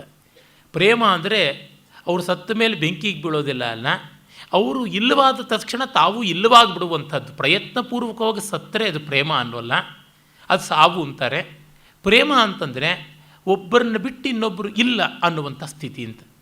ನಿನಗಾಗುತ್ತೆ ಅಂದರೆ ಹೌದು, ನಾನು ಹಾಗೆ ಬದುಕಿರೋದು, ನನ್ನ ಗಂಡ ನಾನು ಬೇರೆಯೇ ಅಲ್ಲ ಅಂತ ಹೇಳ್ತಾಳೆ. ಆಗ ರಾಣಿ ಒಮ್ಮೆ ಈ ಮಾತನ್ನು ಜ್ಞಾಪಕದಲ್ಲಿಟ್ಟುಕೊಂಡು ಹೇಗಾದರೂ ಅವಳಿಗೆ ತಿರುಗಿಸ್ಕೊಡಬೇಕು ವಾದದಲ್ಲಿ ಅಂತ ರಾಜ ಜಯದೇವ ಇಬ್ಬರು ಬೇಟೆಗೆ ಹೋಗಿದ್ದಾಗ ಒಂದು ಸುಳ್ಳು ಸುದ್ದಿ ಹಬ್ಬಿಸ್ಬಿಡ್ತಾಳೆ. ಬೇಟೆಯಲ್ಲಿ ಸತ್ತು ಹೋಗ್ಬಿಟ್ಟ ಜಯದೇವ ಅಂತ. ಆ ಸುದ್ದಿ ಕೇಳಿದ ತಕ್ಷಣ ಪದ್ಮಾವತಿ ಪ್ರಾಣ ಹೊರಟೋಗುತ್ತದೆ. ಆಗ ರಾಣಿ ನಾನು ವಿನೋದ ಅಂತ ಮಾಡೋಕ್ಕೆ ಹೋಗಿದ್ದು ಹೀಗಾಯ್ತಲ್ಲ ಅಂದ್ಕೋತಾಳೆ. ಆಗ ಜಯದೇವ ಬಂದು ತನ್ನ ಗೀತಗೋವಿಂದದಲ್ಲಿ ಬರ್ತಕ್ಕಂಥ ಬಹಳ ಪ್ರಸಿದ್ಧವಾದ ಸ್ಮರಗರಲ ಖಂಡನಂ ಮಮ ಶಿರಸಿ ಮಂಡನಂ ಪ್ರಿಯೇ ಚಾರುಶೀಲ ಇದೆಯಲ್ಲ, ಆ ಅಷ್ಟಪದಿಯನ್ನು ಹಾಡಿದ. ಅವಳು ಮತ್ತೆ ಎದ್ದು ಬಂದಳು. ಅದರಿಂದ ಅದನ್ನು ಪ್ರಾಣಾಷ್ಟಪದಿ ಅಂತ ಕರೀತಾರೆ ಅಂತ ಕಥೆ ಉಂಟು. ಮತ್ತು ಜಯದೇವ ವೃದ್ಧಾಪ್ಯದಲ್ಲಿದ್ದಾಗ, ಅವನು ಮನೆಯಿಂದ ಓಡಾಡೋಕ್ಕೂ ಆಗದ ಸ್ಥಿತಿಯಲ್ಲಿದ್ದಾಗ ಗಂಗೆಯೇ ಅವನ ಮನೆ ಮುಂದೆ ಹರಿಯೋದಿಕ್ಕೆ ಆರಂಭ ಮಾಡಿದಳು ಅಂತ. ಮತ್ತು ಇನ್ನೂ ಒಂದು ಉಂಟು, ಅವನಿಲ್ಲಿ ಉತ್ತಾನ ಪ್ರಣಯವನ್ನು ಚಿತ್ರಣ ಮಾಡ್ತಾನೆ. ಫಿಸಿಕಲ್ ಲವ್ ಅನ್ನುವಂಥದ್ದು ಪರಾಕಾಷ್ಠೆಗೆ ಹೋಗುತ್ತದೆ. ಅಲ್ಲಿಯೇ ಈ ಪ್ರಾಣಾಷ್ಟಪದಿಯಲ್ಲೇನೆ ಸ್ಮರಗರಲ ಖಂಡನಂ ಮಮ ಶಿರಸಿ ಮಂಡನಂ ದೇಹಿ ಪದಪಲ್ಲವ ಮುದಾರಂ ಮದನ ಕದನಾರುಣೋ ಮೈ ಸಪದಿದಾರುಣೋ ಮುಂಚಯಿತು ಮಾನಮನಿದಾನಂ ಚಾರುಶೀಲೆ ಪ್ರಿಯೇ ಚಾರುಶೀಲೆ ಅಂತ ಆ ಒಂದು ಅಷ್ಟಪದಿ ಉಂಟು. ಖಂಡಚಾಪು ತಾಳಕ್ಕೆ ಬರುತ್ತದೆ. ಈ ಮನ್ಮಥನ ಒಂದು ತಾಪದ ವಿಷ ತಲೆಗೇರಿದೆ, ಅದನ್ನು ಇಳಿಸಬೇಕು ಅಂದರೆ ನಿನ್ನ ಕಾಲು ನನ್ನ ತಲೆ ಮೇಲೆ ಏರಬೇಕು, ಹಾಗಾಗಿ ಎಡಗಾಲಿಂದ ತಲೆಗೆ ಒದಿ, ಆಗ ಇಳಿಯುತ್ತದೆ ಅಮಲು, ನಾನು ಸ್ವಸ್ಥನಾಗ್ತೀನಿ ಅಂತ ರಾಧೆಯ ಪಾದಹತಿಯನ್ನು ನಿರೀಕ್ಷೆ ಮಾಡ್ತಾನೆ. ಅತ್ಯಂತ ದಕ್ಷಿಣ ನಾಯಕ, very romantic and courteous hero ಅನ್ನೋನು ಇವನಿಗೆ ಹೇಳ್ತಾರೆ ಕೃಷ್ಣನಿಗೆ. ಆಗ ಹೀಗೆ ಬರೆದುಬಿಟ್ಟ. ಬರೆದ ಮೇಲೆ ಅಯ್ಯಯ್ಯೋ ಇದು ಭಗವದ್ ಅಪಚಾರ, ರಾಧೆಯಂಥ ಮನುಷ್ಯಳಿಗೆ ಹೋಗಿ ಕೃಷ್ಣ ಹೀಗೆ ಹೇಳೋದ ಅಂತ ಅದನ್ನು ಪೂರ್ತಿ ಅಳಸ ಹಾಕ್ಬಿಟ್ನಂತೆ. ಆಗೆಲ್ಲ ಭುರ್ಜಪತ್ರದ ಮೇಲೆ ಬರಿತಾ ಇದ್ದಿದ್ದು ತೂಲಿಕೆಯಿಂದ, ಬ್ರಷಿಂದ ಒಮ್ಮೆಲೆ ಅದರ ಮೇಲೆ ಕಾಟ ಹಾಕಿಬಿಟ್ಟು ಅವನು ಹೊರಗಡೆ ಹೋದನಂತೆ. ಆಮೇಲೆ ಪರಮಾತ್ಮನೇ ಬಂದು ಜಯದೇವನ ವೇಷದಲ್ಲಿ ಮತ್ತೆ ಅದನ್ನು ತಿದ್ದಿದ. ಇವನು ವಾಪಸ್ ಬರ್ತಾನೆ, ಮತ್ತೆ ತಿದ್ದಲ್ಪಟ್ಟಿದೆ. ಏನು ಅಂತ ನೋಡಿದ್ರೆ ಆಶ್ಚರ್ಯಚಕಿತನಾದ, ಇದು ಪರಮಾತ್ಮನದೇ ಲೀಲೆ, ಅವನದೇ ಇಚ್ಛೆ ಇರಬೇಕು ಅಂತ ಅಂದುಕೊಂಡ ಅಂತ. ಅಂದರೆ ಮದ್ಭಕ್ತ ಭಕ್ತ ಅಂತಂತಾನೆ ಪರಮಾತ್ಮ, ತಾನು ತನ್ನ ಭಕ್ತರಿಗೆ ಭಕ್ತ ಅಂತ. ಅದು ಅಲ್ಲಿರುವ ಸ್ವಾರಸ್ಯ ಅಂತ. ತೆಲುಗಿನ ಮಹಾಕವಿ ಬಹಳ ಸೊಗಸಾಗಿ ಜಯದೇವನಂತೆಯೇ ಇಂಪನ್ನು ತರುವ ಪ್ರಯತ್ನವನ್ನು ಚಂಪೂ ಕಾವ್ಯದಲ್ಲಿ ಮಾಡಿದಂಥವನು ನಂದಿ ತಿಮ್ಮನ ಅಥವಾ ಮುಕ್ಕು ತಿಮ್ಮನ. ಅವನ ಪಾರಿಜಾತಾಪಹರಣದಲ್ಲಿ ಒಂದು ಮಾತು ಬರುತ್ತದೆ, ಸತ್ಯಭಾಮೆ ತನಗೆ ಪಾರಿಜಾತ ದಕ್ಕಲಿಲ್ಲ ಅಂತ ಕೋಪಗ್ರಹಕ್ಕೆ ಹೋಗ್ತಾಳೆ. ಕೃಷ್ಣ ಅವಳನ್ನು ಏನು ಸಮಾಧಾನ ಮಾಡಿದ್ರೂ ಕೇಳಲ್ಲ, ಕಾಲಿಗೆ ಬೀಳ್ತೀನಿ ಅಂತಾನೆ, ಬಿದ್ದಾಗ ಒದ್ದು ಬಿಡ್ತಾಳೆ. ಆಗ ನನು ಭವದೀಯ ದಾಸುನಿ ಮನಂಬುನ ನೆಯ್ಯಪು ಕಿನ್ಕಪೂನಿ ತಾಚಿನ ಅದಿನಾಕು ಮನ್ನನಯ್ಯ ಚೆಲ್ವಗುನಿ ಪದಪಲ್ಲವಂಬು ಮತ್ತನು ಪೊಲಕಗ್ರ ಕಂಟಕ ವಿತಾನಮು ತಾಕಿನ ನೊಚ್ಚು ನಂಚುನೇ ನನೆಯದ ಅಲ್ಕಮಾನವುಕದ ಇಕನೈನ ಅರಾಲ ಕುಂತಲ ಅಂತ ಹೇಳ್ತಾನೆ ಕೃಷ್ಣ. ನೀನು ನನ್ನನ್ನು ದಾಸನನ್ನಾಗಿ ಮಾಡಿಕೊಳ್ಬೇಕು ಅನ್ನೋ ಭಾವದಿಂದ ಕಾಲಿಗೆ ನಮಸ್ಕಾರ ಮಾಡಿದ್ರೂ ತಲೆಗೆ ಒದ್ದಾಗ ನನಗೇನು ಬೇಸರ ಇಲ್ಲ. ನಿನ್ನ ಪಾದಸ್ಪರ್ಶದಿಂದಲೇ ತಲೆ ಕೂದಲು ರೋಮಾಂಚಿತವಾಗಿ ನೆಟ್ಟಗೆ ನಿಂತು ಆ ಮೊನಚಾದ ತಲೆ ಕೂದಲು ನಿನ್ನ ಕೋಮಲವಾದ ಪಾದಪದ್ಮಗಳಿಗೆ ತಾಕಿ ನೋವಾಯ್ತಲ್ಲ ಅಂತ ಸಂಕಟ ನನಗಾಗ್ತಾ ಇದೆ ಅಂತ ಹೇಳಿದ್ರಂತೆ. ಸತ್ಯಭಾಮೆ ಕರಗಿ ಹೋಗ್ಬಿಟ್ಲು ಅಂತ. ಈ ರೀತಿಯಲ್ಲಿ ಆ ಒಂದು ಭಕ್ತ ಪಾರವಶ್ಯ, ಪ್ರೀತಿ ಪಾರವಶ್ಯನಾದ ಪರಮಾತ್ಮನ ರೀತಿ ಎಂಥದ್ದು ಅನ್ನೋದನ್ನು ತೋರ್ಪಡಿಸುತ್ತದೆ ಅಂತ. ಮತ್ತು ಇವನು ಪುರಿಯಲ್ಲಿ ಇದ್ದಾಗ ಅಲ್ಲಿಯ ಮಹಾರಾಜ ಒಬ್ಬ, ಅವನು ಭಕ್ತ, ಅವನು ಕವಿ. ಈ ಭಕ್ತರು ಕವಿಗಳಾಗ್ಬಿಟ್ರೆ ಬಹಳ ಕಷ್ಟ. ಕವಿ ಭಕ್ತ ಆದರೆ ಪರವಾಗಿಲ್ಲ, ಭಕ್ತರೇ ಕವಿಗಳಾಗ್ಬಿಟ್ರೆ ಬಹಳ ಡೇಂಜರಸ್ಸು. ಇಂದು ಬೆಳಗ್ಗೆ ಯಾವುದೋ ಒಂದು ಲೇಖನ ಜೆರಾಕ್ಸ್ ಮಾಡಿಸೋದಕ್ಕೆ ಅಂಗಡಿಗೆ ಹೋಗಿದ್ದಾಗ ನನ್ನ ಕಂಡ ತಕ್ಷಣ ಒಬ್ಬರು ನಮಸ್ಕಾರ ಮಾಡಿ, ಓಹೋ ನಿಮ್ಮ ಹತ್ರಕ್ಕೆ ಬರಬೇಕು ಅಂತಿದ್ದೆ, ನಾನು 2 ವರ್ಷ ಕಷ್ಟಪಟ್ಟು ಏನೋ ಒಂದು ಬರೆದಿದ್ದೀನಿ ಕಾವ್ಯ, ಅದು ತೋರಿಸ್ಬೇಕು ಅಂದರು. ಒಳ್ಳೆಯದು, ಇದಕ್ಕೆ ಮುನ್ನ ನೀವೇನಾದರೂ ಓದಿದ್ದೀರಾ ಅಂತ ಕೇಳಿದೆ. ಅವೆಲ್ಲ ಓದಬೇಕಾಗಿದೆ, 2 ವರ್ಷ ಕಷ್ಟಪಟ್ಟಿದ್ದೀನಿ ಅಂತಂದರು. ಕಷ್ಟಪಡೋದಿರಲಿ, ಒಂದಷ್ಟು ಕಾವ್ಯವನ್ನು ರಸವನ್ನು ಅನುಭವಿಸಿದ್ದೀರಾ ಅಂತ ಕೇಳಿದೆ. ಮತ್ತೆ 2 ವರ್ಷ ಕಷ್ಟ ಅಂದರು. ಎಲ್ಲಿ ಕಷ್ಟಪಟ್ರಿ, ಯಾವ ಬೀದಿನಲ್ಲಿ ಕಷ್ಟಪಟ್ರಿ, ಯಾವ ಫ್ಯಾಕ್ಟ್ರಿನಲ್ಲಿ ಕಷ್ಟಪಟ್ರಿ ಅಂತ ಕೇಳಿದೆ. ಆಮೇಲೆ ಅವರಿಗೆ ಸ್ವಲ್ಪ ಅರ್ಥವಾಯಿತು ಅನಿಸುತ್ತದೆ, ಹಾಗಿದ್ರೆ ನಾನು ಬರೆಯೋದು ಕಾವ್ಯ ಅಲ್ವಾ ಅಂತ. ನೀವು ಓದದೆ ಹೇಗೆ ಬರೀತೀರಾ, ಭಾವನೆ ಇಲ್ಲದೆ ಹೇಗೆ ಬರೀತೀರಾ? ಕಷ್ಟಪಡೋದ್ರಿಂದ ಕಾವ್ಯ ಆಗೋದಿಲ್ಲ. ಕಷ್ಟಪಡೋದೇ ಕಾವ್ಯ ಆಗಿದ್ದರೆ ನಾನು ಒಂದು ವಾರದಿಂದ ಬೆನ್ನು ನೋವು ಕಷ್ಟಪಟ್ಟಿದ್ದೀನಿ, ಒಂದು ಮಹಾಕಾವ್ಯದಷ್ಟು ನೋವು ತಿಂದಿದ್ದೀನಿ, ಏನು ಮಾಡೋದಾಗಿತ್ತು? ಕಷ್ಟಪಟ್ಟಿದ್ದು ಬೇರೆಯವ್ರಿಗೆ ಇಷ್ಟವಾಗಬೇಕು, ಆ ಥರದ್ದು ಏನಾದರೂ 1-2 ಪಂಕ್ತಿ ಹೇಳಿ ಅಂತಂದೆ. ಆಗಲಿಲ್ಲ ಪಾಪ. ಹೀಗಾಗಿ ಭಕ್ತರಾದವರು ಕವಿಗಳಾಗ್ಬಿಟ್ರೆ ಲೋಕಕ್ಕೆ ಭಯಾನಕವಾದ ವಿಪತ್ತು. ಆದರೆ ಕವಿಗಳು ಭಕ್ತರಾದರೆ ಲೋಕವೂ ಉದ್ಧಾರವಾಗುತ್ತೆ. ಆ ರಾಜ ಗೀತಗೋವಿಂದ ತರವೇ ಇಂಥದ್ದು ಒಂದು ಬರೆದಿದ್ದ. ಈ ಕಥೆಯಿಂದಾಗ ಅವನ ಕೃತಿ ಇದೆ ಅಂತ ನಮಗೆ ಗೊತ್ತಾಗುತ್ತೆ, ಪುಣ್ಯವಶಾತ್ ಉಳಿದಿಲ್ಲ ಅದು. ಮತ್ತು ಗೀತಗೋವಿಂದವನ್ನು ಬಿಟ್ಟು ಇದನ್ನೇ ಹಾಡಿಸಬೇಕು ಪುರಿಯಲ್ಲಿ ಅಂತ ಹಠ ಮಾಡಿಸ್ತಿದ್ದ. ಆದರೆ ಯಾರೂ ಕೇಳ್ತಾ ಇರಲಿಲ್ಲ. ರಸಿಕರಿಗೆ ಶಾಸನ ಮಾಡೋಕ್ಕಾಗುತ್ತ್ಯಾ? ಏನೊಂದು ಎಮರ್ಜೆನ್ಸಿ ಡಿಕ್ಲೇರ್ ಮಾಡಿಬಿಟ್ಟು ಮಿಲಿಟ್ರಿ ರೂಲ್ ತಂದುಬಿಟ್ಟು ಎಲ್ಲರೂ ಯಾವುದೋ ಒಂದು ಓದ್ಕೊಳ್ಳಿ, ವೀರಪ್ಪ ಮೊಯ್ಲಿ ಕಾವ್ಯವನ್ನೇ ಓದಿ ಇನ್ಮೇಲೆ ರಾಮಾಯಣದಷ್ಟು ಮೂಲೆಗೆ ಹಾಕಿ ಅಂತಂದರೆ ಆಗುತ್ತೆ? ಗೋಕಾಕರ ಭಾರತ ಸಿಂಧು ರಶ್ಮಿನೇ ಓದಬೇಕು, ವ್ಯಾಸರ ಮಹಾಭಾರತ ಓದಬಾರ್ದು ಅಂದರೆ ಆಗುತ್ತೆ? ರಸಿಕರಿಗೆ ಯಾವ ಶಾಸನವನ್ನು ಮಾಡೋಕ್ಕಾಗೋದಿಲ್ಲ. ಹೀಗಾಗಿ ಅವನ ಆಜ್ಞೆಯನ್ನು ಯಾರೂ ಲೆಕ್ಕಿಸಲಿಲ್ಲ. ಅವನಿಗೆ ಕೋಪ ಬಂತು, ಬೇಸರವಾಯಿತು. ಜಯದೇವನನ್ನು ನಿನ್ನ ಕಾವ್ಯವನ್ನು ಯಾಕೆ ಇಷ್ಟಪಡ್ತಾರೆ ಅಂದ. ಜಗನ್ನಾಥನ ಇಷ್ಟ ಅಷ್ಟೇ, ನನ್ನ ಇಷ್ಟ ಅಲ್ಲ ಅಂದ. ನೋಡಿ, ಜನತಾ ಜಗನ್ನಾಥ ಇಷ್ಟಪಟ್ಟರೆ ತಲೆ ಮೇಲೆ ಇಟ್ಕೊಂಡು ಬೆರೆಸ್ತಾರೆ. ಒಬ್ಬರು ಕೋಮಲಾವರ್ಧನ್ ಅಂತ ನೃತ್ಯ ಮಾಡ್ತಾ ಇದ್ದರು. ಪುಣ್ಯವಶಾತ್ ಈಗ ಅವ್ರು ನೃತ್ಯ ಮಾಡದೇ ಇದ್ದರೆ ಲೋಕಕ್ಕೆ ಹಿತ. ಅವರು ಒಬ್ಬ ಸೀನಿಯರ್ IAS ಆಫೀಸರ್ ಹೆಂಡತಿ ಡೆಲ್ಲಿನಲ್ಲಿ ತಿಷ್ಠೆ ಹಾಕಿಬಿಟ್ಟು ಎಲ್ಲ ಗ್ರ್ಯಾಂಡ್ಸ್ ಅನ್ನುವ ಗಂಗೆನೂ ಅಲ್ಲೇ ಹಿಡ್ಕೊಂಡು ಬಿಡ್ತಾಯಿದ್ರು, ಜನ್ನು ಥರ ಆಪೋಷಣ ತಗೋತಾ ಇದ್ರು. ಅವ್ರನ್ನ ಯಾರು ಕೇಳ್ತಾರೆ ಇವತ್ತು? ಗಂಡ ರಿಟೈರ್ ಆದಮೇಲೆ ಇವರ ನೃತ್ಯ ಕಲಿಯೂ ರಿಟೈರ್ ಆಯಿತು. ಆ ಥರ ತುಂಬ ಜನರು ಹಂಗಿರ್ತಾರೆ. ಹಾಗಾಗಿತ್ತು ಇವನದು ಕೂಡ. ಜನತೆ ಇಷ್ಟಪಡಬೇಕು. ಹಾಗೆ ಅವರು ಹೋಗಿ ಮಹಾರಾಜನ ಹತ್ತಿರಕ್ಕೆ ಜನ ಹೋಗಿ ನಿಮ್ಮ ಕಾವ್ಯವನ್ನು ನಾವು ಓದಬೇಕು ಅಂತ ಆಸೆ ಪಟ್ಟು ಆಸುರವಾಗಿ ಬಂದರೆ ಏನು ಮಾಡೋದಕ್ಕೆ ಸಾಧ್ಯ? ಮೆಚ್ಚುತ್ತಾರೆ ಜನ. ಜಯದೇವನ ಮಾತು ಅವನಿಗೆ ಪಥ್ಯವಾಗಲಿಲ್ಲ. ಜಗನ್ನಾಥನ ದೇವಸ್ಥಾನದಲ್ಲಿ ಏನೇ 2 ಪುಸ್ತಕಗಳನ್ನು ಇಡಿಸ್ದ. ಮರುದಿವಸ ನೋಡಿದ್ರೆ ಜಗನ್ನಾಥನ ತಲೆ ಮೇಲೆ ಗೀತಗೋವಿಂದ ಇತ್ತು, ಮಹಾರಾಜನ ಪುಸ್ತಕ ಮೂಲೆ ಗುಂಪಾಗಿತ್ತು. ಆಗ ಪರಮಾತ್ಮನಿಗೆ ಇದು ಪ್ರೀತಿ ಅಂತ ಗೊತ್ತಾಗಿ ಸುಮ್ಮನಾದ. ಅರೆ, ಈಗ ಕೋಪ ಬಿಟ್ಟು ನೊಂದುಕೊಳ್ಳೋಕೆ ಶುರು ಮಾಡೋದಂತೆ. ಕಡೆಗೆ ದೇವರ ಕನಸಲ್ಲಿ ಕಾಣಿಸ್ಕೊಂಡು ನಿನ್ನ ಕಾವ್ಯ ನನಗಿಷ್ಟ, ಆದರೆ ಅದನ್ನು ಪ್ರಚಾರ ಮಾಡಬೇಡ ಅಂದ್ರಂತೆ. ಬಹಳ ಚೆನ್ನಾಗಿದೆ ಇದು. ಪರಮಾತ್ಮ ಎಲ್ಲರನ್ನೂ ಪ್ರೀತಿಯಿಂದ ಕಾಣ್ತಾನೆ. ಅವನು ಎಲ್ಲರಿಗೂ ತಂದೆ ತಾಯಿ ಇದ್ದಂತೆ. ಹಾಗಾಗಿ ಮಕ್ಕಳು ಮಾಡಿದ್ದೆಲ್ಲ ಇಷ್ಟ. ಆದರೆ ಅವ್ರವ್ರ ಮಕ್ಕಳು ಮಾಡಿದ್ದು ಮಾತ್ರ ಅವ್ರವ್ರಿಗಿಷ್ಟ. ಎಷ್ಟೋ ಬಾರಿ ಎಷ್ಟೋ ಜನ ತಂದೆ ತಾಯಿಗಳು, ಬಡಪಾಯಿಗಳು ನನ್ನಂಥವ್ರು, ಯಾರಿಗೂ ತಂದೆ ಅಲ್ಲ, ಯಾರಿಗೂ ತಾಯಿ ಅಲ್ಲ ಅಂಥವ್ರು ಬಂದಾಗ ನಮ್ಮ ಮಕ್ಕಳು ಟ್ಯಾಲೆಂಟ್ಸನ್ನು ಪ್ರದರ್ಶನ ಮಾಡಿಸ್ಬೇಕು ಅಂತ ಎಲ್ಲಿ ಅಂಕಲ್ ಬಂದಿದ್ದಾರೆ, ಮಾಮ ಬಂದಿದ್ದಾರೆ, ಹಾಡು ಕುಣಿ ಅಂತ ತೋರಿಸ್ತಾರೆ. ಯಮಯಾತನೆ ನಮಗೆ. ಇಲ್ಲ ಅನ್ನೋಕ್ಕಾಗೋಲ್ಲ, ಇದೇ ಅನ್ನೋಕ್ಕಾಗೋಲ್ಲ, ಇರೋಕ್ಕಾಗೋಲ್ಲ, ಎದ್ದು ಓಡೋಗೋಕ್ಕಾಗೋಲ್ಲ. ಕೈನಲ್ಲೇನೋ ತಿಂಡಿ ತಟ್ಟೆ ಬೇರೆ ಕೊಟ್ಟಿರ್ತಾರೆ, ಅದಕ್ಕೆ ಮುಂಚೆ ಮಾರುದ್ದ ಹೊಗಳಿಕೆ ಬೇರೆ ಹಾಕಿರ್ತಾರೆ. ಏನು ಮಾಡೋದು? ನೋಡಬೇಕು, ಕೇಳಬೇಕು, ಯಾತನೆ. ಇದೊಂದು ರೀತಿ ಕಾನ್ಸಂಟ್ರೇಷನ್ ಕ್ಯಾಂಪು. ಆಮೇಲೆ ನೀವು ಆಶೀರ್ವಾದ ಮಾಡಿ, ನಿಮ್ಮ ಕಿವಿಗೆ ಹಾಕಬೇಕು, ನಿಮ್ಮ ಕಣ್ಣಿಗೆ ಹಾಕಬೇಕು, ಕಣ್ಣಿಗೆ ಧೂಳು ಕಿವಿಗೆ ಹಾಳು.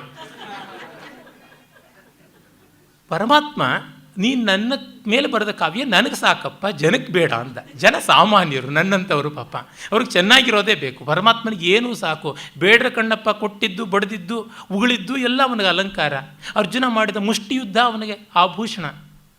ಕುಚೇಲ ಕೊಟ್ಟಂತ ಹಿಡಿಯವಲಕ್ಕೆ ನೀರಿಲ್ಲದೆ ಹಾಗೆ ನುಂಗದ ಪರಮಾತ್ಮ.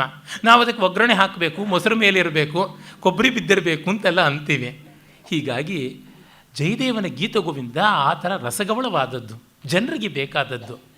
ಪರಮಾತ್ಮನಿಗೆ ಎಲ್ಲವೂ ಬೇಕು, ಆದರೆ ಜನಕ್ಕೆ ಮಾತ್ರ ಚೆನ್ನಾಗಿರುವುದೇ ಬೇಕು. ಹೀಗಾಗಿ ದೇವರನ್ನು ಮೆಚ್ಚಿಸೋದು ಸುಲಭ, ಭಕ್ತಿ ಒಂದಿದ್ದರೆ ಸಾಕು. ಜನರನ್ನು ಮೆಚ್ಚಿಸೋದಕ್ಕೆ ಭಕ್ತಿಯ ಜೊತೆಗೆ ರಕ್ತಿಯೂ ಇರಬೇಕು. ಜಯದೇವನಲ್ಲಿ ಅದು ಉಂಟು. ಹೀಗೆ ಇದೊಂದು ಕಥೆ ಉಂಟು.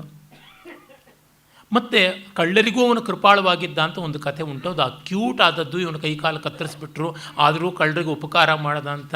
ಈ ರೀತಿಯಾದ ಕ್ರಿಸ್ತ ಕಾರುಣ್ಯದ ಜಯದೇವ ನಮಗೆ ಅಷ್ಟು ಆತ್ಮೀಯನಾಗೋಲ್ಲ ಬಿಡಿ. ಇನ್ನೊಂದು ಕಥೆ ಉಂಟು, ಅದು ಗೀತಗೋವಿಂದದ ಮಾಧುರ್ಯ ಎಂಥದ್ದು ಅಂತ ಹೇಳೋದಕ್ಕೆ. ಮುಂದೆ ನಮಗೆ ಗೊತ್ತಾಗುತ್ತದೆ. 15-16ನೇ ಶತಮಾನದ ಹೊತ್ತಿಗೆ ಕಳಿಂಗ ಗಂಗರು ಬಂದು ಪುರಿಯಲ್ಲಿ ಜಗನ್ನಾಥ ಕ್ಷೇತ್ರದಲ್ಲಿ ಗೀತಗೋವಿಂದ ಬಿಟ್ಟು ಇನ್ಯಾವುದನ್ನು ದೇವರ ಮುಂದೆ ಹಾಡಬಾರ್ದು, ನೃತ್ಯನ ಮಾಡಬಾರ್ದು. ನೃತ್ಯದ ಮತ್ತು ಗಾನದ ಸೇವೆ ಗೀತಗೋವಿಂದದಿಂದಲೇ ಆಗಬೇಕು ಅಂತ ಈಗಲೂ ಶಾಸನ ಕಾಣಿಸುತ್ತದೆ, ದೇವಸ್ಥಾನದ ಮುಂದೆಯೇ ಇದೆ. ಮಾಡಿದ್ರು. ಅಲ್ಲಿ ಈಗಲೂ ಕೂಡ ಮಹಾರಿಗಳು ಅಂತ ಒಂದು ನರ್ತನದ ಸೇವಾ ಪದ್ಧತಿ ಉಂಟು, ಮಾಡ್ತಾರೆ. ದೇವರಿಗೆ ರಂಗಭೋಗ ಅಂಗಭೋಗ ಅಂತ, ಆ ರಂಗಭೋಗಕ್ಕಾಗಿ ಅಷ್ಟಪದಿಗಳನ್ನೇ ಹಾಡಿ ಕುಣಿಯುವಂಥ ಪರಿಪಾಟಿ ಉಂಟು. ಇನ್ನು ಅನೇಕ ದೇವಾಲಯಗಳಲ್ಲಿ ರಂಗಭೋಗದಲ್ಲಿ ಜಯದೇವನ ಕೃತಿಗಳನ್ನು ಬಳಸಿಕೊಳ್ತಾ ಇದ್ದದ್ದುಂಟು. ಇಡೀ ಭಾರತದಲ್ಲಿ ವ್ಯಾಪಕವಾಗಿ ನಮಗೆ ಕಾಣಸಿಗುತ್ತದೆ. ಜಗನ್ನಾಥನ ದೇವರಿಗೆ ನಿತ್ಯ ಅವನಿಗೆ ಸುಮಾರು 15-16 ಬಾರಿ ಅಲಂಕಾರ ಮಾಡ್ತಾರೆ. ಬೇರೆ ಬೇರೆ ವಸ್ತ್ರಗಳನ್ನು ಹಾಕ್ತಾರೆ, ನೈವೇದ್ಯ ಮಾಡ್ತಾರೆ. ಒಂದೊಂದು ಬಾರಿಗೆ 33 ರೀತಿಯ ಭಕ್ಷ್ಯ, ಭೋಜ್ಯ, ಚೋಷ್ಯ, ಲೈಹ್ಯಗಳಿಂದ ನೈವೇದ್ಯ ಮಾಡಿ ತೃಪ್ತಿಪಡಿಸ್ತಾನೆ. ಜಗನ್ನಾಥ ಕ್ಷೇತ್ರದ ಅಡುಗೆ ಮನೆ ಅದು ಸಾಕ್ಷಾತ್ ಲಕ್ಷ್ಮಿಯೇ ನಿರ್ವಾಹ ಮಾಡ್ತಕ್ಕಂಥದ್ದು ಅಂತ ಉಂಟು. ಅಲ್ಲಿ ಪರಮಾತ್ಮನ ವಸ್ತ್ರ ಎಷ್ಟು ಹೊಸದು ಹಾಕಿದ್ರೂ ಕೂಡ ಅಂಚೆಲ್ಲ ಹರಿದೋಗ್ತಾ ಇತ್ತಂತೆ. ಯಾಕೆ ಅಂತ ಗೊತ್ತಾಗಲಿಲ್ಲ. ಆಮೇಲೆ ನೋಡಿದ ಮೇಲೆ ಗೊತ್ತಾಯಿತು, ಈ ಗುಳ್ಳ ಅಥವಾ ಮುಳ್ಳು ಬದನೆ ಅಂತ ಒಂದು ಬರುತ್ತದೆ. ಆ ಗುಳ್ಳ ಬದನೆಕಾಯಿಯ ತೋಟವನ್ನು ಹಾಕಿಕೊಂಡಿದ್ದ ಒಬ್ಬ ಮುದುಕಿ ಆ ತೋಟದ ಕೆಲಸ ಮಾಡುವಾಗ ಅಷ್ಟಪದಿಗಳನ್ನು ಇಂಪಾಗಿ ಹಾಡ್ಕೊಳ್ತಾ ಇದ್ಳು. ಜಗನ್ನಾಥ ಅದನ್ನು ಕೇಳಿ ಮುಗ್ಧನಾಗಿ ಅವಳು ಓಡಾಟ ಮಾಡುವುದರ ಹಿಂದೆಯೇ ತಾನು ಓಡಾಡ್ಕೊಂಡು ಕೇಳ್ತಾ ಇದ್ದ. ಅವಳು ಈ ಮುಳ್ಳು ಬದನೆಕಾಯಿಗಳ ಮಧ್ಯದಲ್ಲಿ ಓಡಾಡ್ತಾ ಇದ್ದಾಗ ಆ ಮುಳ್ಳಿನ ಗಿಡದ ಮುಳ್ಳುಗಳೆಲ್ಲ ಅವನ ಪಂಚೆ ಅಂಚನ್ನು ಹರಿದು ಬಿಡ್ತಾ ಇದ್ವು ಅಂತ ಗೊತ್ತಾಯಿತು. ಕಡೆಗೆ ಆ ಮುದುಕಿಯ ಭಕ್ತಿ ಎಂಥದ್ದು ಅಂತ ಗೊತ್ತಾಗಿ ದೇವರ ಸನ್ನಿಧಿಯಲ್ಲೇ ಅವಳು ಹಾಡಬೇಕು ಅನ್ನೋದನ್ನು ಮಾಡಿದ್ರು ಅಂತೆಲ್ಲ ಉಂಟು.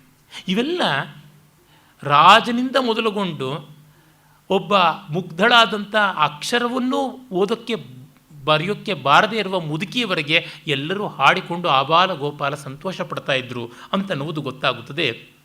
ಗೀತಗೋವಿಂದದ ಶಕ್ತಿ ಆ ಮಾತ್ರದ್ದು. ಯಾಕೆಂದರೆ ಅವ್ಯಾಜ ಮನೋಹರವಾದಂಥದ್ದು ಅಮ್ಲಾನ ಕುಸುಮ.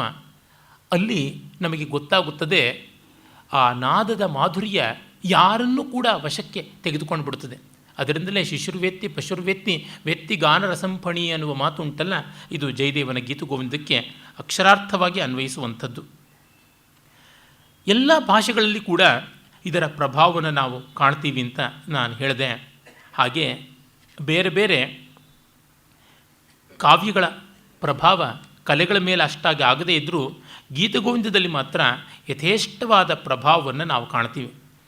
ಮತ್ತು ಈ ಪ್ರಾಚೀನ ಬಂಗಾಳ ಅಪಭ್ರಂಶದ ಕಾವ್ಯಗಳಲ್ಲಿ 2 ಪದ್ಧತಿಗಳಿದ್ವು.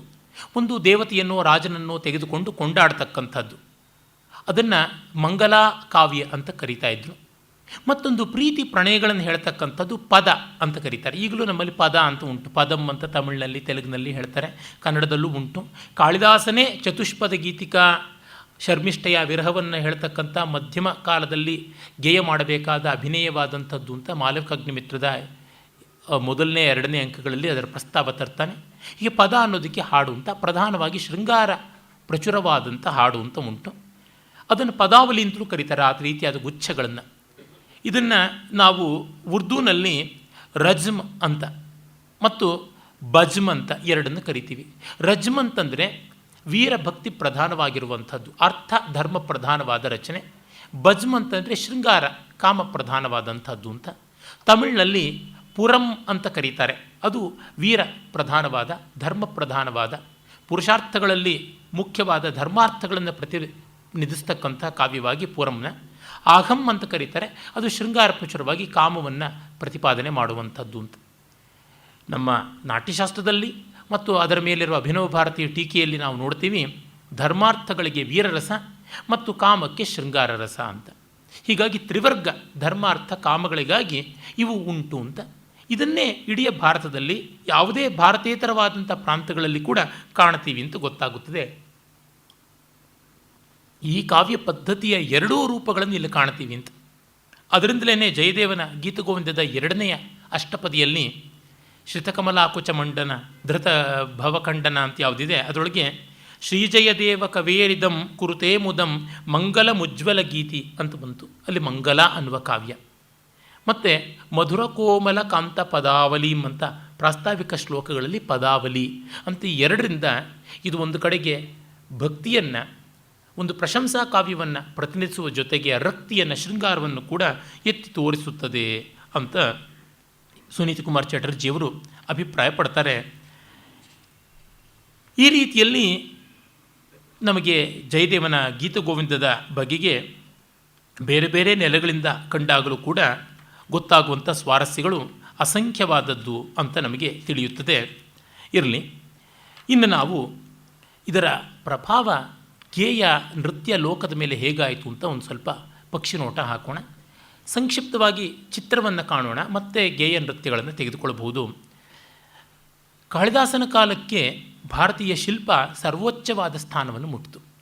ವ್ಯಾಸ ವಾಲ್ಮೀಕಿಗಳ ಕಾಲಕ್ಕೆ ಶಿಲ್ಪಕ್ಕೆ ಯಾವ ಸ್ಥಿತಿ ಇತ್ತು ಅನ್ನೋದು ನಮಗೆ ಗೊತ್ತಾಗೋಲ್ಲ. ಆದರೆ ಆಮೇಲೆ ಬಂದ ಶಿಲ್ಪಗಳಲ್ಲಿ ರಾಮಾಯಣ ಮಹಾಭಾರತ ಇಲ್ಲದೇ ಇಲ್ಲ. ರಾಮಾಯಣ ಮಹಾಭಾರತ ಭಾಗವತಗಳಿಲ್ಲದೆ ನಮ್ಮ ಯಾವ ದೇವಸ್ಥಾನದ ಜಗತಿಯ ಪಟ್ಟಿಕೆಯ ಶಿಲ್ಪಗಳು ಕೂಡ, ಸ್ತಂಭದ ಮೇಲಿರ್ತಕ್ಕಂಥ ಉಬ್ಬು ಶಿಲ್ಪಗಳು ಅಂತೀವಲ್ಲ, ಬಾಸ್ ರಿಲೀಫ್ಸ್, ಇಲ್ಲದೇ ಇಲ್ಲ. ಎಲ್ಲೆಲ್ಲಿಯೂ ಅದು ಕಾಣಿಸುತ್ತದೆ. ಸರ್ವತ್ರ ನಮಗೆ ಅದು ಸಿಗುವಂಥದ್ದು. ಯಾರಿಗಾದರೂ ಸಾಧ್ಯವಾದಲ್ಲಿ ತರೀಕೆರೆ ಹತ್ತಿರ ಅಮೃತಾಪುರ ಅಂತ ಒಂದು ದೇವಾಲಯ ಇದೆ, ಹೊಯ್ಸಳರ ಕಾಲದ್ದು, ಅತ್ಯಂತ ಮನೋಹರವಾದ ದೇವಸ್ಥಾನ. ರಾಮಾಯಣದ ಪಟ್ಟಿಕಾ ಶಿಲ್ಪಗಳು ಅಲ್ಲಿರುವ ಸಂಖ್ಯೆಯಲ್ಲಿ ಮತ್ತಿನ್ನೆಲ್ಲೂ ನಾನು ನೋಡಿಲ್ಲ. ಸುಮಾರು 60ಕ್ಕೂ ಹೆಚ್ಚು ಅತ್ಯಂತ ಮನೋಹರವಾದಂಥ ಶಿಲ್ಪಗಳಿವೆ. ಮಹಾಭಾರತದ್ದು ಇವೆ, ರಾಮಾಯಣದ್ದು ಇವೆ. ಹಾಗೆ ಬಾದಾಮಿಯ ಯಾವ ಒಂದು ಆರ್ಕಿಯಾಲಜಿಕಲ್ ಮ್ಯೂಸಿಯಂ ಇದೆ, ಸರ್ವೆ ಆಫ್ ಇಂಡಿಯಾದ museum, archaeological survey of India ASA museum, ಅಲ್ಲಿ ನೋಡಿದರೆ ಭಾಗವತದ ಮನೋಹರವಾದಂಥ ಶಿಲ್ಪಗಳನ್ನು ಕಾಣ್ತೀವಿ. ಹಾಗೆಯೇ ಎಲ್ಲೋರಾದ ಕೈಲಾಸನಾಥ ದೇವಸ್ಥಾನದ ಇರ್ಕೆಲಗಳಲ್ಲಿ ನಾವು ರಾಮಾಯಣ ಮಹಾಭಾರತದ ಅತ್ಯಂತ ಮನೋಹರವಾದಂಥ ಪಟ್ಟಿಕಾ ಶಿಲ್ಪಗಳನ್ನು ನೋಡ್ತೀವಿ. ಇನ್ನು ಬೇಲೂರಿನಲ್ಲಿ, ಸೋಮನಾಥಪುರದಲ್ಲಿ ಮತ್ತು ಅನೇಕ ಹೊಯ್ಸಳರ ಕೆತ್ತನೆ ಇರತಕ್ಕಂಥ ಜಾಗಗಳಲ್ಲಿ, ಚಾಲುಕ್ಯರದರಲ್ಲಿ ಮತ್ತು ವಿಜಯನಗರದ ದೇವಸ್ಥಾನಗಳಲ್ಲಿ ನಾವು ರಾಮಾಯಣ ಮಹಾಭಾರತದ್ದು ಕಾಣಿಸ್ತೀವಿ. ಹಾಗೆಯೇ ಕಾಳಿದಾಸನ ಶಿಲ್ಪಗಳು ಕೂಡ ಅನೇಕ ಉಂಟು.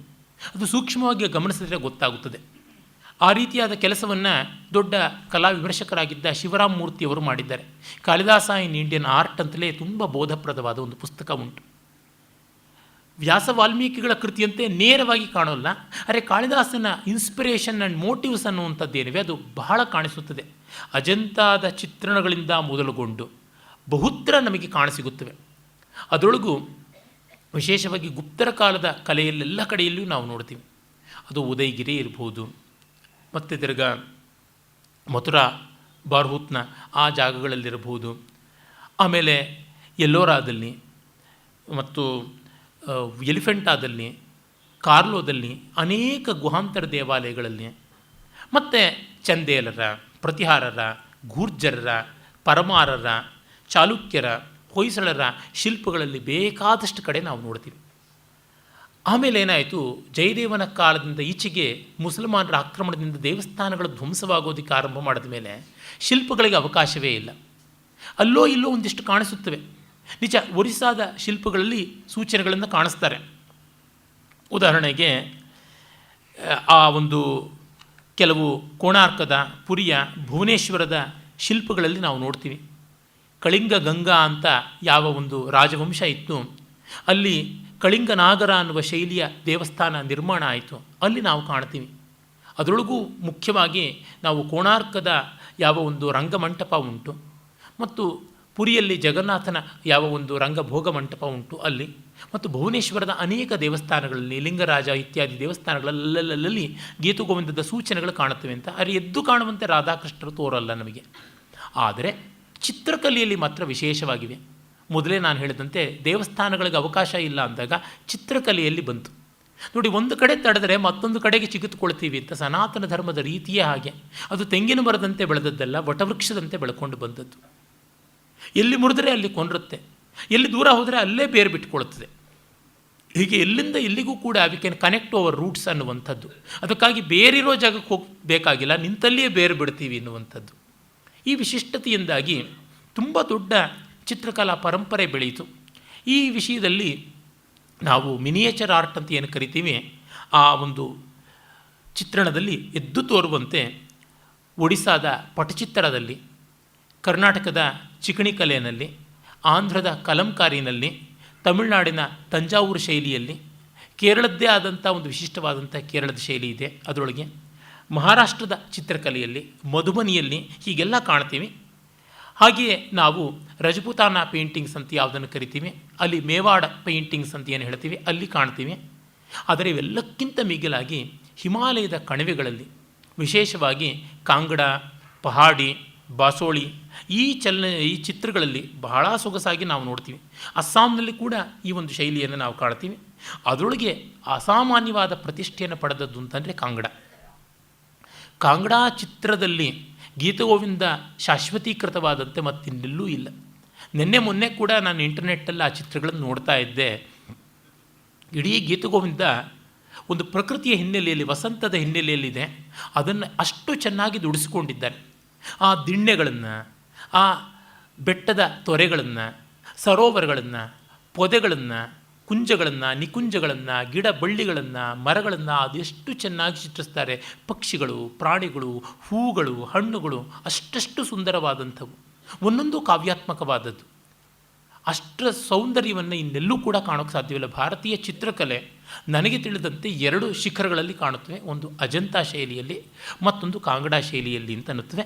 ಇವೆರಡಕ್ಕೂ ಕೂಡ ತುಂಬ ಸೊಗಸಾಗಿ ವಾಂಶಿಕ ಸಂಬಂಧ ಇದೆ. ಒಂದು ಮುತ್ತಜ್ಜ ಆದರೆ ಇನ್ನೊಂದು ಮರಿಮಗ ಅಂತ ಹೇಳ್ಬೋದು, ಆ ರೀತಿಯಾಗಿ ತೋರುತ್ತದೆ. ಅಲ್ಲಿ ಬಹಳ ಸೊಗಸಾಗಿ ನಮಗೆ ಈ ಗೀತಗೋವಿಂದದಷ್ಟೇ ಕೋಮಲವಾದ ಬಣ್ಣಗಳ ಪ್ರಯೋಗ ಇದೆ. Very transparent colours, very flowy lines, very poetic shades, ಅಷ್ಟು ಸುಂದರವಾದದ್ದು. ನಿಜವಾಗಿ ಭರತನಾಟ್ಯ ಇದಕ್ಕೆ ವಿರುದ್ಧವಾದ ದಿಕ್ಕಿನಲ್ಲಿ ನಿಲ್ತಕ್ಕಂಥದ್ದು ಅಂತ ಅನಿಸುತ್ತೆ. ಈ ಕರ್ನಾಟಕದ ಚಿಕಣಿ ಕಲೆ ತಂಜಾವೂರಿನಲ್ಲಿ ಬಹಳ ಮಾಂಸಲವಾದದ್ದು, very fleshy, pulpy and rigid ಆಗಿರ್ತಕ್ಕಂಥದ್ದು. ಕೂತ್ಕೊಂಡು ಬಿಟ್ಟರೆ ಆ ಸರಸ್ವತಿನೋ ಲಕ್ಷ್ಮಿನೋ ಅವ್ರು ಹಾಗೆ ಕೂತ್ಕೊಂಡು ಬಿಟ್ಟಿರ್ತಾರೆ, ಕಮಲದಲ್ಲೇ ಸಿಕ್ಕಾಕೊಂಡು ಬಿಟ್ಟಿರ್ತಾರೆ, ಬಂಡೆಗೆ ಅಂಟ್ಕೊಂಡು ಹೋಗಿರ್ತಾರೆ. Not an element of mobility, ಡೈನಮಿಕ್ಸೇ ಇಲ್ಲ. ಈ ರಾಣಿ ಜೇನು ಹೇಗೆ ಜೇನುಗೂಡಲ್ಲಿ ಕೂತ್ಕೊಂಡ್ಬಿಟ್ಟು ಬರೀ ಸಂತಾನ ಮಾಡೋದು ಬಿಟ್ಟರೆ ಇನ್ನೇನು ಅದಕ್ಕೆ ಕೆಲಸ ಇರೋಲ್ಲ. ಹೆಣಭಾರ ಅದು ಡೈನಾಸರಸ್ ಥರ ಬೆಳೆದು ಬಿಟ್ಟಿರುತ್ತೆ. ಅದರ ಪ್ರಯೋಜನ ಎಷ್ಟೇ ಇರ್ಬೋದು. ಆ ಭರತನಾಟ್ಯದಲ್ಲಿ ಗೀತಗೋವಿಂದವನ್ನು ಮಾಡೋದು ಒಂದೇ, ಪಾರಿಜಾತದ ಹೂವನ್ನು ತೆಗೆದುಕೊಂಡು ಚಟ್ನಿ ಅರೆದು ಏನಾದರೂ ಒಂದು ವಿಶೇಷವಾದ ಹೊಸ ರುಚಿ ಅಂತ ಮಾಡೋದು ಒಂದೇ. ಅಷ್ಟು ಘೋರವಾದದ್ದು ಅಂತ ಅನಿಸುತ್ತೆ. The ugliest style to present ಗೀತಗೋವಿಂದ ಅಂತ ಅನಿಸ್ಬಿಡುತ್ತದೆ. ಈ ಅಡವುಗಳಿಗೂ ಆ ಸುಕುಮಾರ ಮನೋಹರವಾದಂಥ ಕಾವ್ಯ ಪದ್ಧತಿಗೂ ಅಜಗಜಾಂತರ. ನಿಜವಾಗಲೂ ಬೇರೆ ಎಲ್ಲ ಪದ್ಧತಿಯಲ್ಲಿ ಒಡಿಸ್ಸಿ ಅತ್ಯಂತ ಉತ್ತಮೋತ್ತಮವಾದದ್ದು. ಗೀತಗೋವಿಂದಕ್ಕೆ ಹುಟ್ಟುತ್ತಾ ಅಥವಾ ಅದಕ್ಕಾಗಿ ಗೀತಗೋವಿಂದ ಹುಟ್ಟುತ್ತಾ ಅಂತ ಹೇಳುವಂಥದ್ದು. ಮತ್ತು ಪದ್ಮ ಅವರು ಯಾವ ಒಂದು ಕರ್ಣ ಪದ್ಧತಿಯನ್ನು ಆವಿಷ್ಕಾರ ಮಾಡಿದ್ದಾರೆ. ಪದ್ಮ ಅವರು ಹೇಳ್ತಾ ಇದ್ರು, ನಾನು ಇದನ್ನು ಮಾಡಿದರೆ ಒಡಿಸ್ಸಿ ಮಾಡ್ತಾ ಇದ್ದೀರಾ ಅಂತ ಕೇಳ್ತಾ ಇದ್ರು ಎಷ್ಟೋ ಸರ್ತಿ ಅಂತ. ಅಷ್ಟು ಕೋಮಲ ಮನೋಹರವಾದಂಥ ನೃತ್ಯ ಪದ್ಧತಿ. ಕಥಕ್ಕಿಗೆ ಕೂಡ ಒಗ್ಗಿ ಬರುವಂಥದ್ದಾಗಿದೆ. ಯಾಕೆಂದರೆ ಅಲ್ಲಿ ಬರ್ತಕ್ಕಂಥ ರೇಚಕಗಳು ತುಂಬ ಸುಕುಮಾರವಾದಂಥವು. ಅಲ್ಲಿ ಯಾವುದು ಗೆರೆಯಾಗಿ ನಿಲ್ಲುವಂಥದ್ದಲ್ಲ, ರೇಖಾ ವಿನ್ಯಾಸ ಹೆಚ್ಚಾಗಿ ವರ್ತುಲಾಕೃತಿಯಲ್ಲಿ ವಕ್ರಿಮವಾಗಿ ಕಾಣಿಸುವಂಥದ್ದು. ಒಟ್ಟಿನಲ್ಲಿ ಆ ಶೈಲಿ, ಚಿತ್ರಶೈಲಿ ನೋಡಿದಾಗ ನಮಗೆ ಗೊತ್ತಾಗುತ್ತದೆ. ಅದಕ್ಕೆ ಒಂದು ಕಾವ್ಯವನ್ನು ಯಾವ ಚಿತ್ರಕ್ಕೆ ಅದು ಅನುಗುಣವಾಗಿದೆ ಅಂತ ನೋಡಿಕೊಂಡಾಗ ನಮಗೆ ಗೊತ್ತಾಗುತ್ತದೆ. ಕರ್ನಾಟಕ ಸಂಗೀತದ ಮುತ್ತುಸ್ವಾಮಿ ದೀಕ್ಷಿತರ ರಚನೆಗಳು ಭರತನಾಟ್ಯಕ್ಕೆ ಒಗ್ಗುವಂಥವಷ್ಟೇ. ಈ ಕಂತೆಗೆ ಆ ಬೊಂತೆ ಬಹಳ ಚೆನ್ನಾಗಿದೆ. ದಿಮ್ಮಿಗಳನ್ನು ಇಟ್ಟು ಗೋಡೆಯನ್ನು ಕಟ್ಟದಂತೆ ಇನ್ಯಾರೂ ಈ ಗೋಡೆಗಳನ್ನು ಕೆಡವಿ ಅದರೊಳಗಡೆ ಕನಕನ ಕಿಂಡಿ ಮಾಡಿಕೊಂಡು ಆ ಸೌಂದರ್ಯ ರಸತತ್ವದ ಕೃಷ್ಣನ ನೋಡೋಕ್ಕೆ ಸಾಧ್ಯ ಇಲ್ಲ. ಆ ರೀತಿಯಾಗಿ ಇನ್ನು ಅವನೊಬ್ಬ ಕನಕದಾಸ ಬಂದು ಇದನ್ನು ಒಡೆಯಬೇಕಷ್ಟೇ, ಇನ್ನು ಬೇರೆ ದಾರಿ ಇಲ್ಲ, ಆ ಥರವಾಗಿ ಕಾಣಿಸುತ್ತದೆ. ಆದರೆ ಕಾಂಗಡ ಚಿತ್ರಗಳು ಮಾತ್ರ ಅತ್ಯಂತ ಮನೋಹರವಾದವು. ದಯಮಾಡಿ ಎಲ್ಲರೂ ಆ ಚಿತ್ರಗಳನ್ನು ನೋಡಿ ಅಂತ ನಾನು ಬೇಡ್ಕೊಳ್ತೀನಿ. ಮತ್ತು ನಾವು ಸಂಗೀತಕ್ಕೆ ಬಂದಾಗ ಗೀತಗೋವಿಂದದ ಸಂಗೀತದ ಬಗ್ಗೆ ತುಂಬ ಬೇಕಾದಷ್ಟು ಹೇಳುವಂಥದ್ದಿದೆ. ಆದರೆ ದುರ್ದೈವ ಏನಂತಂದರೆ, ನಮಗಿಂದು ಜಯದೇವನ ಒಂದು ಸಂಗೀತದ ಟ್ಯೂನಿಂಗ್ ಅಂತ ಏನು ಕರಿತೀವಿ ಅದು ನಮಗೆ ಸಿಗುವಂಥದ್ದಾಗಿಲ್ಲ. ಪ್ರಾಚೀನತರವಾದ ವ್ಯಾಖ್ಯಾನ ಅಂತಂದರೆ ರಾಣಾ ಕುಂಭಕರ್ಣನ ಒಂದು ರಸಿಕಪ್ರಿಯ. ಅಲ್ಲಿ ಅವನು ಹೇಳ್ತಾನೆ, ಯದ್ ಗಾಂಧರ್ವ ಕಲಾಸು ಕೌಶಲಂ ಅನುಧ್ಯಾನಂಚ ಯದ್ ವೈಷ್ಣವಂ ಯತ್ ಶೃಂಗಾರ ವಿವೇಕ ತತ್ವರಚನಾ ಕಾವ್ಯೇಶು ಲೀಲಾಯಿತಂ ತತ್ಸರ್ವಂ ಜಯದೇವ ಪಂಡಿತ ಕವೇಹೇ ಕೃಷ್ಣೈಕತಾನಾತ್ಮನಃ ಸಾನಂದ ಪರಿಶೋಧಯಂತು ಸುಧಿಯ ಶ್ರೀ ಗೀತ ಗೋವಿಂದತಃ ಅಂತ. ಇಲ್ಲಿ ಗಾಂಧರ್ವ ಕಲಾಸು ಕೌಶಲಂ ಅಂತನ್ನುವ ಮಾತು ಬರುತ್ತದೆ. ಹೇಳಿ ಕೇಳಿ ರಾಣಾ ಕುಂಭಕರ್ಣ ಅಥವಾ ಕುಂಭ ಸಂಗೀತ ನೃತ್ಯಗಳಲ್ಲಿ ಪರಿಣತನಾದಂಥ ವಿದ್ವತ್ ಕವಿ, ವಿದ್ವದ್ ರಾಜ. ಆದರೆ ಅವನು ಹೇಳುವಂಥದ್ದು ಕಂಡಾಗ ನಮಗೆ ಗೊತ್ತಾಗುತ್ತದೆ ಇದರ ಸಂಗೀತ ಅತಿಶಯವಾದದ್ದು ಅಂತ. ಆದರೆ ಅವನ ವ್ಯಾಖ್ಯಾನದಲ್ಲಿಯೂ ಕೂಡ ಈ ಸಂಗೀತದ ಬಗ್ಗೆ ಬೆಳಕು ಚೆಲ್ಲುವಂಥದ್ದು ಯಾವುದೂ ಕಾಣಿಸೋಲ್ಲ. ನಿಜವೇ ಜಯದೇವನೇ ರಾಗ ತಾಳಗಳ ಸೂಚನೆ ಕೊಟ್ಟಂತೆ ಕಾಣಿಸುತ್ತದೆ, ಆದರೆ ಅದು ಲುಪ್ತವಾಗಿತ್ತು. ರಾಣಾ ಕುಂಭಕರ್ಣ ಸಂಯೋಜನೆ ಮಾಡ್ತಾನೆ. ಮಾಳವ, ಗುರ್ಜರಿ, ವಸಂತ, ರಾಮಕಲಿ ಅಥವಾ ರಾಮಕಿರಿ, ಕರ್ನಾಟ, ದೇಶಾಗ, ದೇಶಿ, ದೇಶವರಾಡಿ, ಗೌಂಡಕರಿ ಅನ್ನೋದು ಗುಂಡಕ್ರಿಯಾ ಅಂತನ್ನುವ ಕರ್ನಾಟಕ ಸಂಗೀತಕ್ಕೆ ಸಂವಾದಿಯಾದಂಥ ಒಂದು ರಾಗ, ಭೈರವಿ, ವರಾಡಿ, ವಿಭಾಷ ಇತ್ಯಾದಿ. ಹಾಗೆ ತಾಳದಲ್ಲಿ ರೂಪಕ, ನಿಸ್ಸಾರ, ಯತಿ, ಏಕತಾಳಿ, ಅಷ್ಟತಾಳಿ ಈ ಥರದ್ದೆಲ್ಲ ಹೇಳ್ತಾನೆ. ಆದರೆ ಅದರ ಸ್ವರೂಪ ಏನು ಅಂತ ಮಾತ್ರ ನಮಗೆ ಗೊತ್ತಾಗೋದಿಲ್ಲ. ಇದು ಬಹಳ ದೊಡ್ಡ ದುಃಖ. ರಾಳ್ಳಪಲ್ಲಿಯವರು ತುಂಬ ಚೆನ್ನಾಗಿ ಈ ವಿಷಯವನ್ನು ಹೇಳ್ತಾರೆ. ನಮ್ಮ ಈ ವ್ಯಾಖ್ಯಾನಕಾರರು ಎಷ್ಟೆಷ್ಟೋ ಸ್ವಾರಸ್ಯಗಳನ್ನು ತೋರ್ಪಡಿಸೋದಕ್ಕೆ ಅಂತ ಹೋಗಿ ಇನ್ನೇನೋ ಮಾಡ್ತಾರೆ ಅಂತ. ದೊಡ್ಡ ದೊಡ್ಡ ವಿದ್ವಾಂಸರೇ, ಆದರೆ ಸಂಗೀತ ಹೇಗಿತ್ತು, ಯಾವ ಥರ ಹಾಡಬೇಕು ಅನ್ನೋದಕ್ಕೆ ಮಾತ್ರ ಅಷ್ಟು ದೊಡ್ಡ ಉಪಯೋಗವಾಗೋದಿಲ್ಲ ಅಂತ. ಅವರು ಉದಾಹರಿಸಿದ ರಾಗ ಲಕ್ಷಣ ಶ್ಲೋಕಗಳಾದರೂ ಆರೋಹ ಅವರೋಹ ಅಭ್ಯಾಸ ಲಂಘನ ಮುಂತಾದ ರಾಗಸ್ವರೂಪವನ್ನೆಲ್ಲ ಬಿಟ್ಟು ಆ ರಾಗಗಳ ಹೆಂಡತಿಯರು, ಮಕ್ಕಳು, ಅವರ ವಾಹನ, ವಸ್ತ್ರ, ಭೂಷಣ, ವಿಭ್ರಮ, ವಿಲಾಸ ಇಂಥವನ್ನು ವಿವರಿಸುತ್ತಾ ಮನಸ್ಸಿಗೆ ಬೇಸರ ತರುತ್ತಾರೆ. ಇಲ್ಲ ವಿನೋದ ಉಂಟಾಗುತ್ತದೆ ಅಂತ. ಏನು ಪ್ರಯೋಜನ ಇಲ್ಲ. ಈ ರಾಗದ ರಾಗಿಣಿ ಯಾರೋ, ಪುತ್ರ ರಾಗಗಳು ಯಾರು, ಪುತ್ರಿ ರಾಗಿಣಿಯರು ಯಾರು ಅಂತ ಹೇಳ್ತಾ ಹೋದರೆ ನಮಗೆ ರಾಗದ ಆರೋಹ ಅವರೋಹ ಬೇಕು. Give us the scale. ನೃತ್ಯ ಅಂತಂದರೆ ಮೂವ್ಮೆಂಟ್ ಚಲನಕ್ಕೆ ಬೇಕಾದ್ದು ಏನು ಕೊಡಿ ಅಂತ. ಅದು ಬಿಟ್ಟು ಈ ಅಡವನ್ನು ಇಂಥ ಅಧಿದೇವತೆಯ ಧ್ಯಾನದಲ್ಲಿ, ಇಂಥ ವಾರದಲ್ಲಿ, ಇಂಥ ನಕ್ಷತ್ರದಲ್ಲಿ ಧ್ಯಾನ ಮಾಡಿದ್ರೆ ಇದು ಸಿದ್ಧಿ ಆಗುತ್ತೆ ಅಂತ. ಸಿದ್ಧಿ ಆಗುತ್ತೋ ಪ್ರಸಿದ್ಧಿ ಆಗುತ್ತೋ ಗೊತ್ತಿಲ್ಲ. ಆದರೆ ನಮಗೆ ಬೇಕಾಗಿರುವಂಥದ್ದು ಛಂದಶಾಸ್ತ್ರಕಾರರು ಹಾಗೆ ಇದ್ರ ಯತಿಸ್ಥಾನ ಏನು ಅಂತ ಹೇಳಿದೆ. ಈ ಗಣವನ್ನು ಬಳಸ್ಬಿಟ್ಟು ಬರೆದ್ರೆ ಅವನು ಸತ್ತೋಗ್ಬಿಡ್ತಾನೆ, ಈ ಗಣವನ್ನು ಬಳಸ್ಬಿಟ್ಟು ಬರೆದ್ರೆ ಅವನು ರಾಜಾಶ್ರಯ ಸಿಗೋಲ್ಲ, ಹೀಗೆಲ್ಲ ಹೇಳ್ತಾರೆ. ಅದು ಏನಾಗಬೇಕಾಗಿರೋದು ನಮಗೆ? ಈ ರೀತಿಯಲ್ಲಿ ಒಂದು ಸಮಸ್ಯೆಗಳಾಗುತ್ತವೆ. ಹೀಗಾಗಿ ಈ ಹೊತ್ತು ನಮಗೆ ಗ್ರಂಥಗಳಲ್ಲಿ ಸಿಗುವುದು ರಾಣಾ ಕುಂಭಕರ್ಣನ ರಾಗ ನಿರ್ದೇಶನ. ಅವನಂತೂ ಹೇಳ್ಕೊಳ್ತಾನೆ, ಇದನ್ನೆಲ್ಲವನ್ನೂ ನಾನು ವ್ಯವಸ್ಥೆ ಮಾಡಿದ್ದೀನಿ. ಪ್ರತ್ಯಜ್ಞಾಯಿ ಪ್ರಬಂಧೋಯ ಜಯದೇವೇನ ಧೀಮತ ನತಸ್ಯ ವಿದ್ಯತೆ ಲಕ್ಷ್ಮ ಸರ್ವಾಂಗೈರುಪಲಕ್ಷಿತಂ ಗೀತೆ ಜಯದೇವ ಕೃತೆ ಧಾತುಂ ಕುಂಭೋ ನೃಪಸ್ತನುತೆ ಸ್ವರಪಾಠ ತೇನಕಾನಾಂ ಕರೋತಿ ಗುಂಭಂ ಸಮಾನಾರ್ಥಂ ಅಂತ. ಅಂದರೆ ಸ್ವರ, ಪಾಠ, ತೇನ, ಸ್ವರಗಳು ಅಂದರೆ ಆ ಸಾಹಿತ್ಯಕ್ಕೆ ಯಾವ ಒಂದು ಟ್ಯೂನಿಂಗ್ ಅಂತ ಮಾಡ್ತೀವಿ, ಮಟ್ಟ ಹಾಕೋದು ಅಂತಿದೆಯಲ್ಲ, ಅದನ್ನು ಮಟ್ಟನ್ನು ಕೂಡಿಸ್ತಕ್ಕಂಥದ್ದು ಸ್ವರ ಸಂಯೋಜನೆ. ಮತ್ತು ಪಾಠಾಕ್ಷರ ಅಂತಂದರೆ ಯಾವುದನ್ನು ಶುಷ್ಕಾಕ್ಷರ ಅಂತ ಹೇಳ್ತಾರೆ, ಜತಿಗಳನ್ನು ಹೊಂದಿಸ್ತಕ್ಕಂಥದ್ದು. ಮತ್ತು ತೇನ ಅಂತಂದರೆ ಮಧ್ಯೆ ಮಧ್ಯೆ ಆಲಾಪನೆಗಳನ್ನು ಹೇಗೆ ಮಾಡ್ಕೊಳ್ಬೇಕಾಗಿದೆ, ತರ, ನಿನ, ತೇನ, ತಾನ ಇತ್ಯಾದಿಗಳನ್ನು ಮಾಡ್ಕೊಳ್ಳೋದು. ಅಂದರೆ ಸ್ತೋಭಾಕ್ಷರಗಳನ್ನು ತಾಳಕ್ಕಿಟ್ಕೊಂಡಾಗ ಪಾಠಾಕ್ಷರಗಳು, ಗಾನಕ್ಕಿಟ್ಕೊಂಡಾಗ ತೇನ ಅಂತಾಗುತ್ತದೆ. ಇವೆಲ್ಲವನ್ನೂ ನಾನು ಸೆಟ್ ಮಾಡಿದ್ದೀನಿ. ಕರೋತಿ ಗುಂಭಂ ಸುಮಾನಾರ್ಥಂ ಅಥವಾ ಸಮಾನಾರ್ಥಂ ಅಂತ ಬರ್ತದೆ. ಎಲ್ಲ ಅಚ್ಚುಕಟ್ಟು ಮಾಡಿದ್ದೀನಿ ಅಂತ ಹೇಳಿದರೂ ಅದೇನೂ ಕಾಣಿಸೋದಿಲ್ಲ. ರಸಿಕಪ್ರಿಯ ವ್ಯಾಖ್ಯಾನದಲ್ಲಿ ಅವೆಲ್ಲ ಏನೂ ಇಲ್ಲದಂತೆ ಆಗಿವೆ.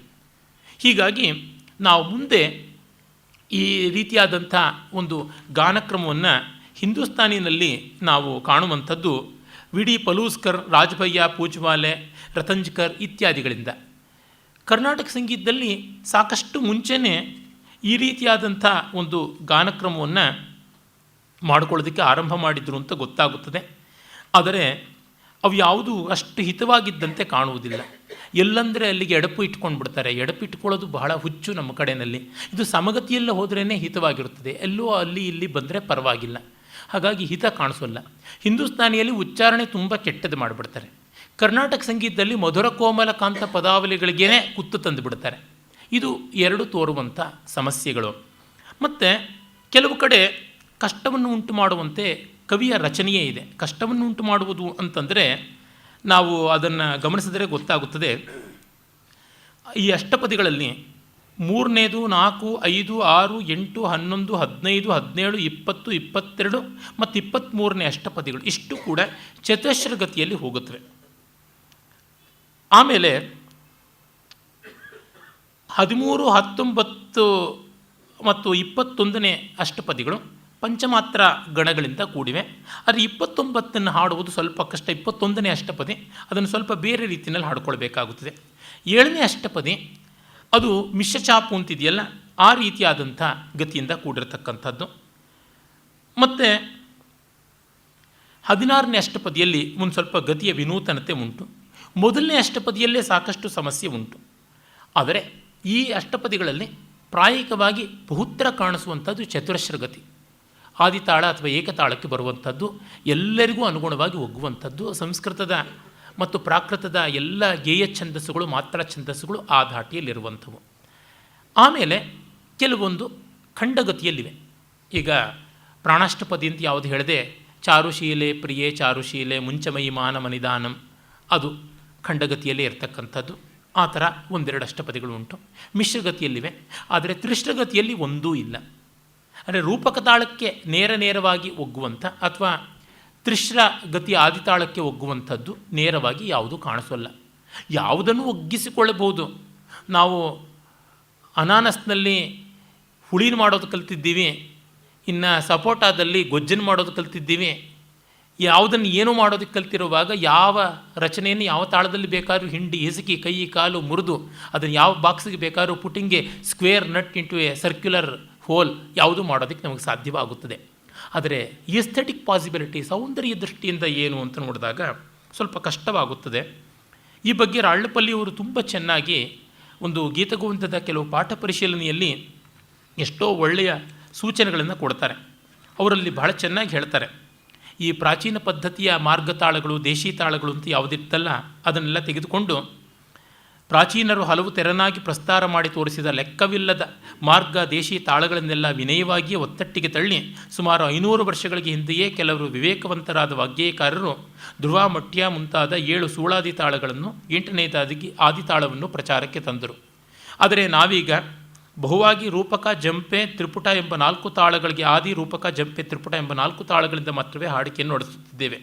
ಮತ್ತು ಸೌಲಭ್ಯ ಲೋಭದಿಂದ ಸಶಬ್ದ ಕ್ರಿಯಾ ಮತ್ತು ರೂಪವುಳ್ಳ ಚಾಪು ತಾಳಗಳಿಂದಲೇ ಕೆಲಸ ನಿರ್ವಾಹ ಮಾಡ್ತೀವಿ. Ultimately it reduces to chapu. ಸಶಬ್ದ ಕ್ರಿಯೆ ಅಂತ ಯಾವುದಿದೆ ಅದಕ್ಕೆ ಬರ್ತೀವಿ. ನಿಶಬ್ದ ಕ್ರಿಯೆ ಲಘು ನೆನೆಸ್ತಕ್ಕಂಥದ್ದು ಬಿಟ್ಟಿದ್ದೀವಿ. ಅದು ಕಾಲ ಪ್ರಮಾಣದಿಂದ ಗೋಚರವಾಗುತ್ತದೆ. ಎಲ್ಲರಿಗೂ ಸಿಗತಕ್ಕಂಥದ್ದು ಚಾಪೆ.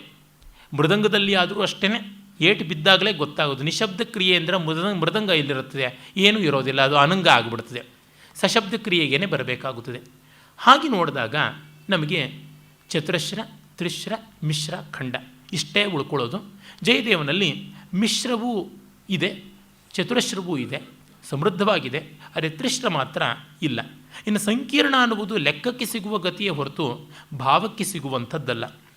ಆದರೆ ಇವನ್ನು ಹೇಳೋದಕ್ಕೆ ಯಾವ್ಯಾವುದೋ ರೀತಿಯಲ್ಲಿ ಪ್ರಯತ್ನ ಪಡ್ತಾರೆ. ಉದಾಹರಣೆಗೆ ಪ್ರಸಿದ್ಧವಾದ ದಶಾವತಾರ ಸ್ತುತಿ ಯಾವುದುಂಟು, ಪ್ರಲಯ ಪಯೋಧಿ ಜಲೆ, ಅದನ್ನು ತೆಗೆದುಕೊಂಡು ಅದರ ಗತಿ ಸ್ವರೂಪವನ್ನು ವಿವೇಚನೆ ಮಾಡುವಾಗಲೇ ಗೊತ್ತಾಗುತ್ತದೆ. ಎಲ್ಲೆಲ್ಲೂ ತಾಳಕ್ಕಾಗಿ ಪ್ರಲಯ ಪಯೋಧಿ ಜಲೆ ಹರೇ ಮುಕುಂದ ಅಂತ ಯಾವ್ಯಾವ ಹೆಸರುಗಳನ್ನು ಬೇಕಾದ್ರೂ ತೆಗೆದುಕೊಂಡು ಬಿಡ್ತಾರೆ. ಅದು ಪ್ರಯೋಜನಕ್ಕೆ ಬರೋದಿಲ್ಲ. ಸಾಹಿತ್ಯಕ್ಕೆ ನಮ್ಮ ಸ್ವಂತ ಸಾಹಿತ್ಯವನ್ನು ಸೇರಿಸೋದು ದೊಡ್ಡ ವಿಷಯ ಅಲ್ಲ, ಅದನ್ನೇ ಇಟ್ಕೊಂಡು ಹೇಗೆ ಹೇಳಬೇಕು ಅಂತ. ಇಲ್ಲಿ ನೋಡಿ, ಮೊದಲ ಸಾಲಿನಲ್ಲಿ 4 ಮಾತ್ರೆಗಳ 5 ಗಣ ಇದೆ. ಪ್ರಲಯ ಪಯೋಧಿ ಜಲೆ ಧೃತವಾ ನಸಿ ವೇದಂ, ಆಡ್ ವಿಷಮ ಸಂಖ್ಯೆ. ಹಾಗಾಗಿ ಪ್ರಲಯ ಪಯೋಧಿ ಜಲೆ ಧೃತವಾ ನಸಿ ವೇದಂ, ಆ ರೀತಿ ಪ್ರಲಯ ಪಯೋಧಿ ಜಲೆ ಧೃತವಾನಸಿ ವೇದಂ ವಿಹಿತ ವಹಿತ್ರ ಚರಿತ್ರ ಮಖೇದಂ. ಇಲ್ಲಿ 4 ಗಣಗಳು 4 ಮಾತ್ರ ಇದಿವೆ. ಒಂದಿಷ್ಟು ಕರ್ಷಣಕ್ಕೆ ಅವಕಾಶವೇ ಇಲ್ಲ.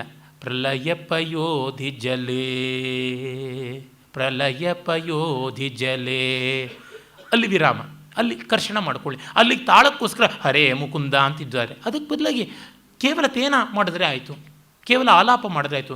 ಪ್ರಲಯ ಪಯೋಧಿ ಜಲೇ ಅಂತ ಎಡಪು ತಗೋಬೋದು. ಪ್ರಲಯ ಪಯೋಧಿ ಜಲೇ ಧೃತವಾನಸಿ ವೇದಂ ವಿಹಿತ ವಹಿತ್ರ ಚರಿತ್ರ ಮಖೇದಂ ಕೇಶವಾಧೃತ ಮೀನ ಶರೀರ ಜಯ ಜಗದೀಶ ಹರೇ ಹರೇ. ಅವನು ಹೇಳ್ತಾನೆ ಕೇಶವ ಕೇಶವ ಕೇಶವ ಅಂತ 2 ತಗೋಬೋದು. ಕೇಶವ ಧೃತ ಮೀನ ಶರೀರ ಜಯ ಜಯದೀಶ್ ಜಯ ಜಗದೀಶ ಹರೇ ಹರೇ ಜಯ ಜಗದೀಶ ಹರೇ. ಈ ತರಹ ಎಲ್ಲ ಚರಣಗಳು ಹೀಗೆ ಹೋಗುತ್ತವೆ. ಒಂದು ಕಡೆ ಎಡವಟ್ಟಾಗಿದೆ. ಅದು ನೋಡಿ ಹಾಡುವಾಗ ಗೊತ್ತಾಗುತ್ತೋ ಇಲ್ವೋ. ಛಲಯಸಿ ವಿಕ್ರಮಣೆ ಬಲಿ ಮದ್ಭುತ ವಾಮನ, ತಾಳ ಹೋಗುತ್ತೆ. ಛಲಯಸಿ ವಿಕ್ರಮಣೆ ಬಲಿ ಮದ್ಭುತ ಜವನ ಅಂತ ಮಾಡಿಕೊಂಡ್ರೆ ಆಗುತ್ತೆ. ಪದನ ಕನೀರ ಜನಿತ ಜನ ಪಾವನ, ಅಲ್ಲಿ ಹೋಗುತ್ತೆ. ಪದನ ಕನೀರ ಜನಿತ ಜನ ಪವನ ಅಂತ ಮಾಡ್ಕೋಬೇಕು. ಒಂದು ಮಾತ್ರೆ ಜಾಸ್ತಿ ಆಗಿದೆ. ಈ ಪಾಠಶುದ್ಧಿ ಕೆಲವು ಕಡೆ ಇಲ್ಲ. ಜಯದೇವನ ಗೀತಗೋವಿಂದದಲ್ಲಿ ಆ ಥರ ಮಾಡ್ಕೊಳ್ಬೇಕು. ಆಗ ಯಾವುದೇ ಸ್ವಂತ ಸಾಹಿತ್ಯ, ಯಾವುದೇ ಬೇರೆ ಬೇರೆ ಹೆಸರುಗಳನ್ನು ಸ್ತೋಭಗಳನ್ನು ತುಂಬಿಸಿಕೊಳ್ಳದೆ ಹಾಡುವಂಥ ಅವಕಾಶ ಬರುತ್ತದೆ. ಇನ್ನು ಆ 2ನೇ ಅಷ್ಟಪದಿ ಶ್ರಿತಕಮಲಾಕುಚ, ಅದನ್ನು ನಾನು 2-3 ರೀತಿಯಲ್ಲಿ ಕೇಳಿದ್ದೀನಿ. ಬಾಲಮುರಳಿ ಕೃಷ್ಣ ತುಂಬ ಸೊಗಸಾಗಿ ನಾಟಕುರಂಜಿಯಲ್ಲಿ ಹಾಡಿದ್ದಾರೆ ಅನಿಸುತ್ತೆ. ಶ್ರಿತಕಮಲಾಕುಚ ಮಂಡಲ ಧೃತ ಕುಂಡಲ ಏ ಕಲಿತ ಲಲಿತವನ ಮಾಲಾ ಏ ಜಯ ಜಯ ದೇವ ಹರೇ ಹರೇ ಜಯ ಜಯ ದೇವ ಹರೇ ಅಂತ ಹೀಗೆ ಎಡಪಿಟ್ಕೊಂಡು ಶ್ರಿತಕಮಲಾಕುಚ ಮಂಡಲ ಧೃತ ಕುಂಡಲ ಅಂತ ಹಾಗೆ ತಗೊಂಡಿದ್ದಾನೆ. ಚೆನ್ನಾಗಿದೆ. ಹೀಗಲ್ಲದೆ ಸಮಕ್ಕೂ ಇಟ್ಕೊಂಡು ಶ್ರಿತಕಮಲಾಕುಚ ಮಂಡಲ ಧೃತ ಕುಂಡಲ ಏಕಲಿತ ಲಲಿತವನ ಮಾಲಾ ಜಯ ಜಯ ದೇವ ಹರೇ ಹರೇ ಜಯ ಜಯ ದೇವ ಹರೇ. ಈ ಥರವು ತಗೋಬೋದು. ಅಮಲ ಕಮಲದಲ್ಲ ಲೋಚನ ಭವಮೋಚನ ಹೇ ಮುನಿಜನ ಮಾನಸ ಹಂಸ ಜಯ ಜಯ ದೇವ ಹರೇ ಅಂತ ಹಾಗೆ ತಗೋಬೋದು.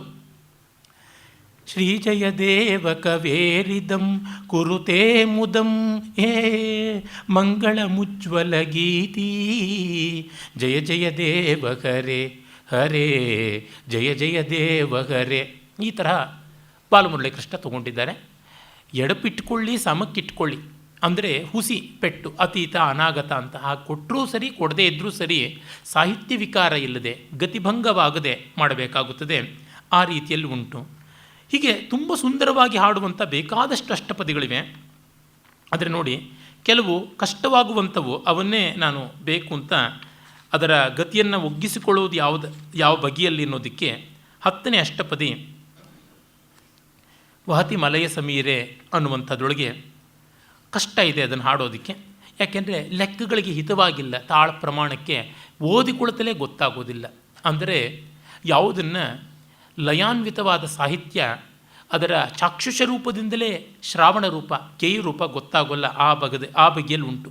ವಹತಿ ಮಲಯ ಸಮೀರೆ ಮದನ ಮುಪನಿಧಾಯ ಸ್ಫುಟತಿ ಕುಸುಮ ನಿಕರೆ ವಿರಹಿ ಹೃದಯ ದಲನಾಯ ಅಂತ. ಇದನ್ನು ಏಕತಾಳದಲ್ಲಿ ಹಾಡ್ಬೋದು. ವಹತಿ ಮಲಯ ಸಮೀರೆ ವಹತಿ ಮಲಯ ಸಮೀರೆ ಅಂತ ಹೇಳ್ಕೊಳ್ಬೇಕು. ಮದನ ಮುಪನಿಧಾಯ ಅಂತ ತಗೋಬೇಕು. ಸ್ಫುಟತಿ ಕುಸುಮ ನಿಕರೆ ಅಲ್ಲಿ ಪ್ಲೇನ್ ಆಗಿದೆ. ವಿರಹಿ ಹೃದಯ ದಲನಾಯ ವಿರಹಿ ಹೃದಯ ದಲನಾಯ ವಹತಿ ಮಲಯ ಸಮೀರೆ ಅಂತ ಹೇಳ್ಕೊಳ್ಬೇಕು. ಮದನ ಮುಪನಿಧಾಯ ಆ ಥರ ತಗೋಬೇಕು. ತವ ವಿರಹೇ ವನಮಾಲಿ ಸಖಿ ಸೀದತಿ ಸಖಿ ಸೀದತಿ ಆ ಥರ ಕರ್ಷಣ ಮಾಡಿಕೊಳ್ಬೇಕು. ಹೀಗೆ ಕರ್ಷಣ ಮಾಡಿಕೊಳ್ಳೋಕ್ಕೆ ಅವಕಾಶ ಇದ್ದು ರಚನೆ ಮಾಡುವುದು ವಾಗ್ಗೇಯಕಾರತ್ವದ ಲಕ್ಷಣ. ಕರ್ಷಣಕ್ಕೆ ಅವಕಾಶ ಇಲ್ಲದೆ ಟೈಟ್ ಫಿಕ್ಸ್ಚರ್ ಆಗಿ ಬರೀತಕ್ಕಂಥದ್ದು ಬರೀ ಗೇಯಕಾರನ ವಾಕ್ಕಾರನ ಲಕ್ಷಣ. ವಾಗ್ಗೇಯಕಾರ ಎಲ್ಲಿ ಲೂಸ್ ಫಿಟ್ ಕೊಡಬೇಕು, ಎಲ್ಲಿ ಟೈಟ್ ಫಿಟ್ ಕೊಡಬೇಕು ಎಲ್ಲ ಮಾಡಿಟ್ಟಿರ್ತಾನೆ. ಈ ದೃಷ್ಟಿಯಿಂದ ನೋಡಿದಾಗ ಜಯದೇವ ನಿಜವಾಗಿ ವಾಗ್ಗೇಯಕಾರ ಆಗಿದ್ದ ಅಂತ ಅನಿಸುತ್ತದೆ. ಅದೇ ರೀತಿ ಅವನ ಮತ್ತೊಂದು ರಚನೆಯನ್ನು ಕೂಡ ನೋಡ್ಬೋದು. ಅಲ್ಲಿ ಅವನು ಹೇಗೆ ಮಾಡ್ತಾನೆ ಅಂತ 21ನೇ ಅಷ್ಟಪದಿಯಲ್ಲಿ ನಾವು ಕಾಣಬಹುದು. ಮಂಜುತರ ಕುಂಜತಲ ಕೇಲಿಸದನೇ ಖಂಡ ವಿಲ ಮಂಜುತರ ಕುಂಜತಲ ಕೇಲಿಸದನೇ ಮಂಜುತರ ಕುಂಜತಲ ಅಂತ ಬರ್ತದೆ. ಅದೇ ವಿಲಸರತಿರಭಸ ಹಸಿತವದನೆ ಇಲ್ಲಿ ಕಷ್ಟ ಆಗುತ್ತದೆ. ಅಲ್ಲಿಗೆ ವಿಲಸ ಅಂತ ಎಳ್ಕೊಳ್ಬೇಕಾಗುತ್ತೆ.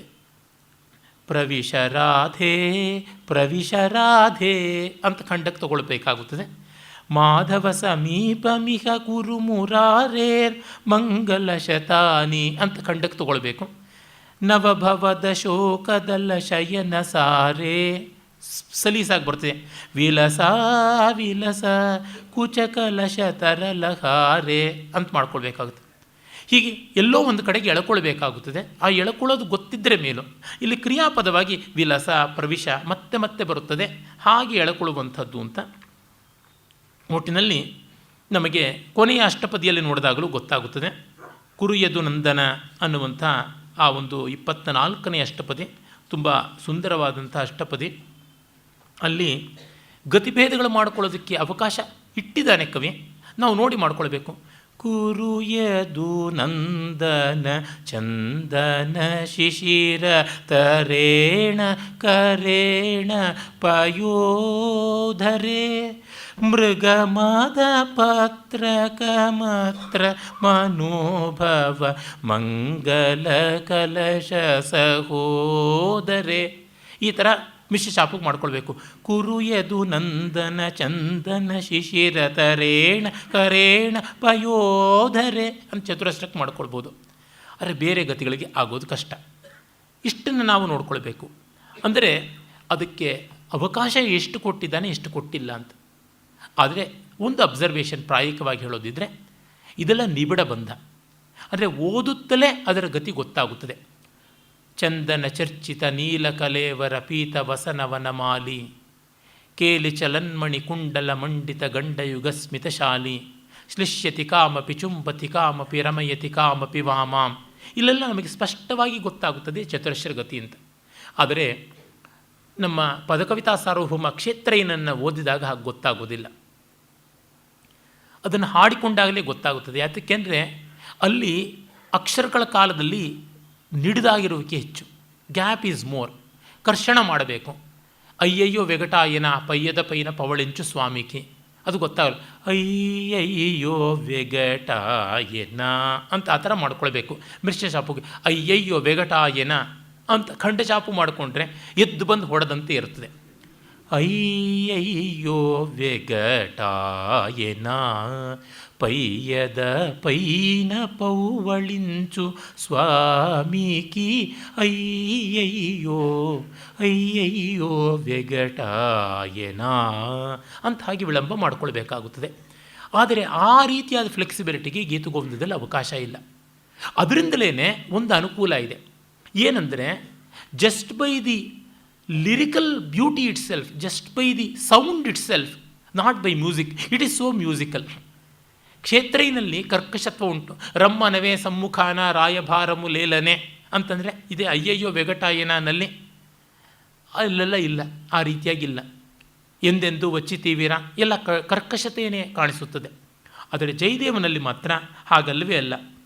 ಅಲಿಕುಲ ಗಂಜನ ಮಂಜನಕಂ ರತಿ ನಾಯಕ ಸಾಯಕ ಮೋಚನೆ ತ್ವದದರ ಚುಂಬನ ಲಂಬಿತ ಕಜ್ಜಲ ಮುಜ್ವಲಯ ಪ್ರಿಯ ಲೋಚನೆ. ಅಷ್ಟು ಮನೋಹರವಾಗಿ ಮಧುರವಾಗಿರ್ತಕ್ಕಂಥದ್ದು. ಎಲ್ಲಿ ನೋಡಿದ್ರೂ ಎಲ್ಲಿ ತೆಗೆದು ನೋಡಿದ್ರೂ ಕೂಡ ನಮಗೆ ಸುಭಗನ ಖೇನ ಕರೇಣ ಸಖೀಮವಲಂಬ್ಯ ಸಲೀಲಂ ಚಲವಲಯ ಕ್ವಣಿತೈರವ ಬೋಧಯ ಹರಿಮಪಿ ನಿಗದಿತ ಶೀಲಂ. ಹೀಗೆ ಯಾವ ಪುಟ ಗಿಣೀಶಕುನ ಅಂತೀವಲ್ಲ ಆ ಥರ ತೆಗೆದು ನೋಡಿದ್ರೂ ಮೆಲುಡಿ ಕಾಣಿಸುತ್ತದೆ. ಆ ಕಾರಣದಿಂದ ಅಲ್ಲಿರುವ ಅಕ್ಷರರಮ್ಯತೆ ಇದೆಯಲ್ಲ, ನಾದ ಮಾಧುರ್ಯ ವರ್ಣ ಮತ್ತು ಸ್ವರಗಳಲ್ಲಿ, ಸ್ವರ ವ್ಯಂಜನಗಳಲ್ಲಿರುವಂಥದ್ದು ವರ್ಣಾತ್ಮಕವಾದ ನಾದವೇ ತುಂಬ ಸಮೃದ್ಧವಾಗಿದೆ. ಹಾಗಾಗಿ ಇಲ್ಲಿ ತುಂಬ ಮನೋಧರ್ಮದ ಸಂಗೀತ ಬೆಳೆಸೋಕ್ಕಿಂತ ಎಲ್ಲಂದರಲ್ಲಿ ಪದಚ್ಛೇದ ಮಾಡೋಕ್ಕಿಂತ, ಯಾಕೆಂದರೆ ಅದು ತುಂಬ ಸಮಾಸ ಭೂಯಿಷ್ಠವಾದದ್ದು, ಅದನ್ನು ಅಷ್ಟು ವಿಸ್ತೃತವಾಗಿ ಹೇಳಬೇಕು. ನೋಡಿ, ಆ ಒಂದು ಸಮಾಸ ಭೂಯಿಷ್ಠತೆ ಎಷ್ಟು ಇದೆ ಅಂತಂದರೆ, ಸುಮ್ಮನೆ ಆರಂಭದಲ್ಲಿ ಉನ್ಮದ ಮದನ ಮನೋರಥ ಪಥಿಕ ವಧೂಜನ ಜನಿತ ವಿಲಾಪೆ ಅಷ್ಟು ಒಂದು ಸಮಾಸ. ಅಲಿಕುಲ ಸಂಕುಲ ಕುಸುಮ ಸಮೂಹ ನಿರಾಕುಲ ಬಕುಲ ಕಲಾಪೆ, ಒಂದೊಂದು ಲೈನ್ ಒಂದೊಂದು ಸಮಾಸ.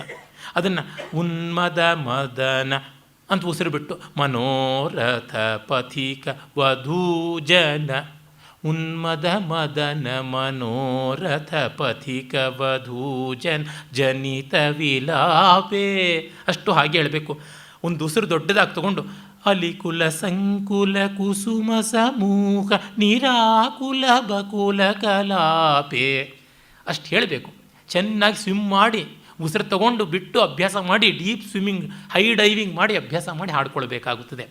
ಇನ್ನು ನೃತ್ಯಕ್ಕೆ ಸಂಬಂಧಪಟ್ಟಂತೆ ಬಂದರೆ ಇದು ಅತ್ಯಂತ ಸುಕುಮಾರ ಮನೋಹರವಾದದ್ದರಿಂದ ಸ್ಟ್ಯಾಂಪಿಂಗಿಗೆ ಅವಕಾಶವೇ ಇಲ್ಲ, ಲೆಕ್ಕಾಚಾರಕ್ಕೆ ಇಲ್ಲಿ ಎಡೆಯೇ ಇಲ್ಲ.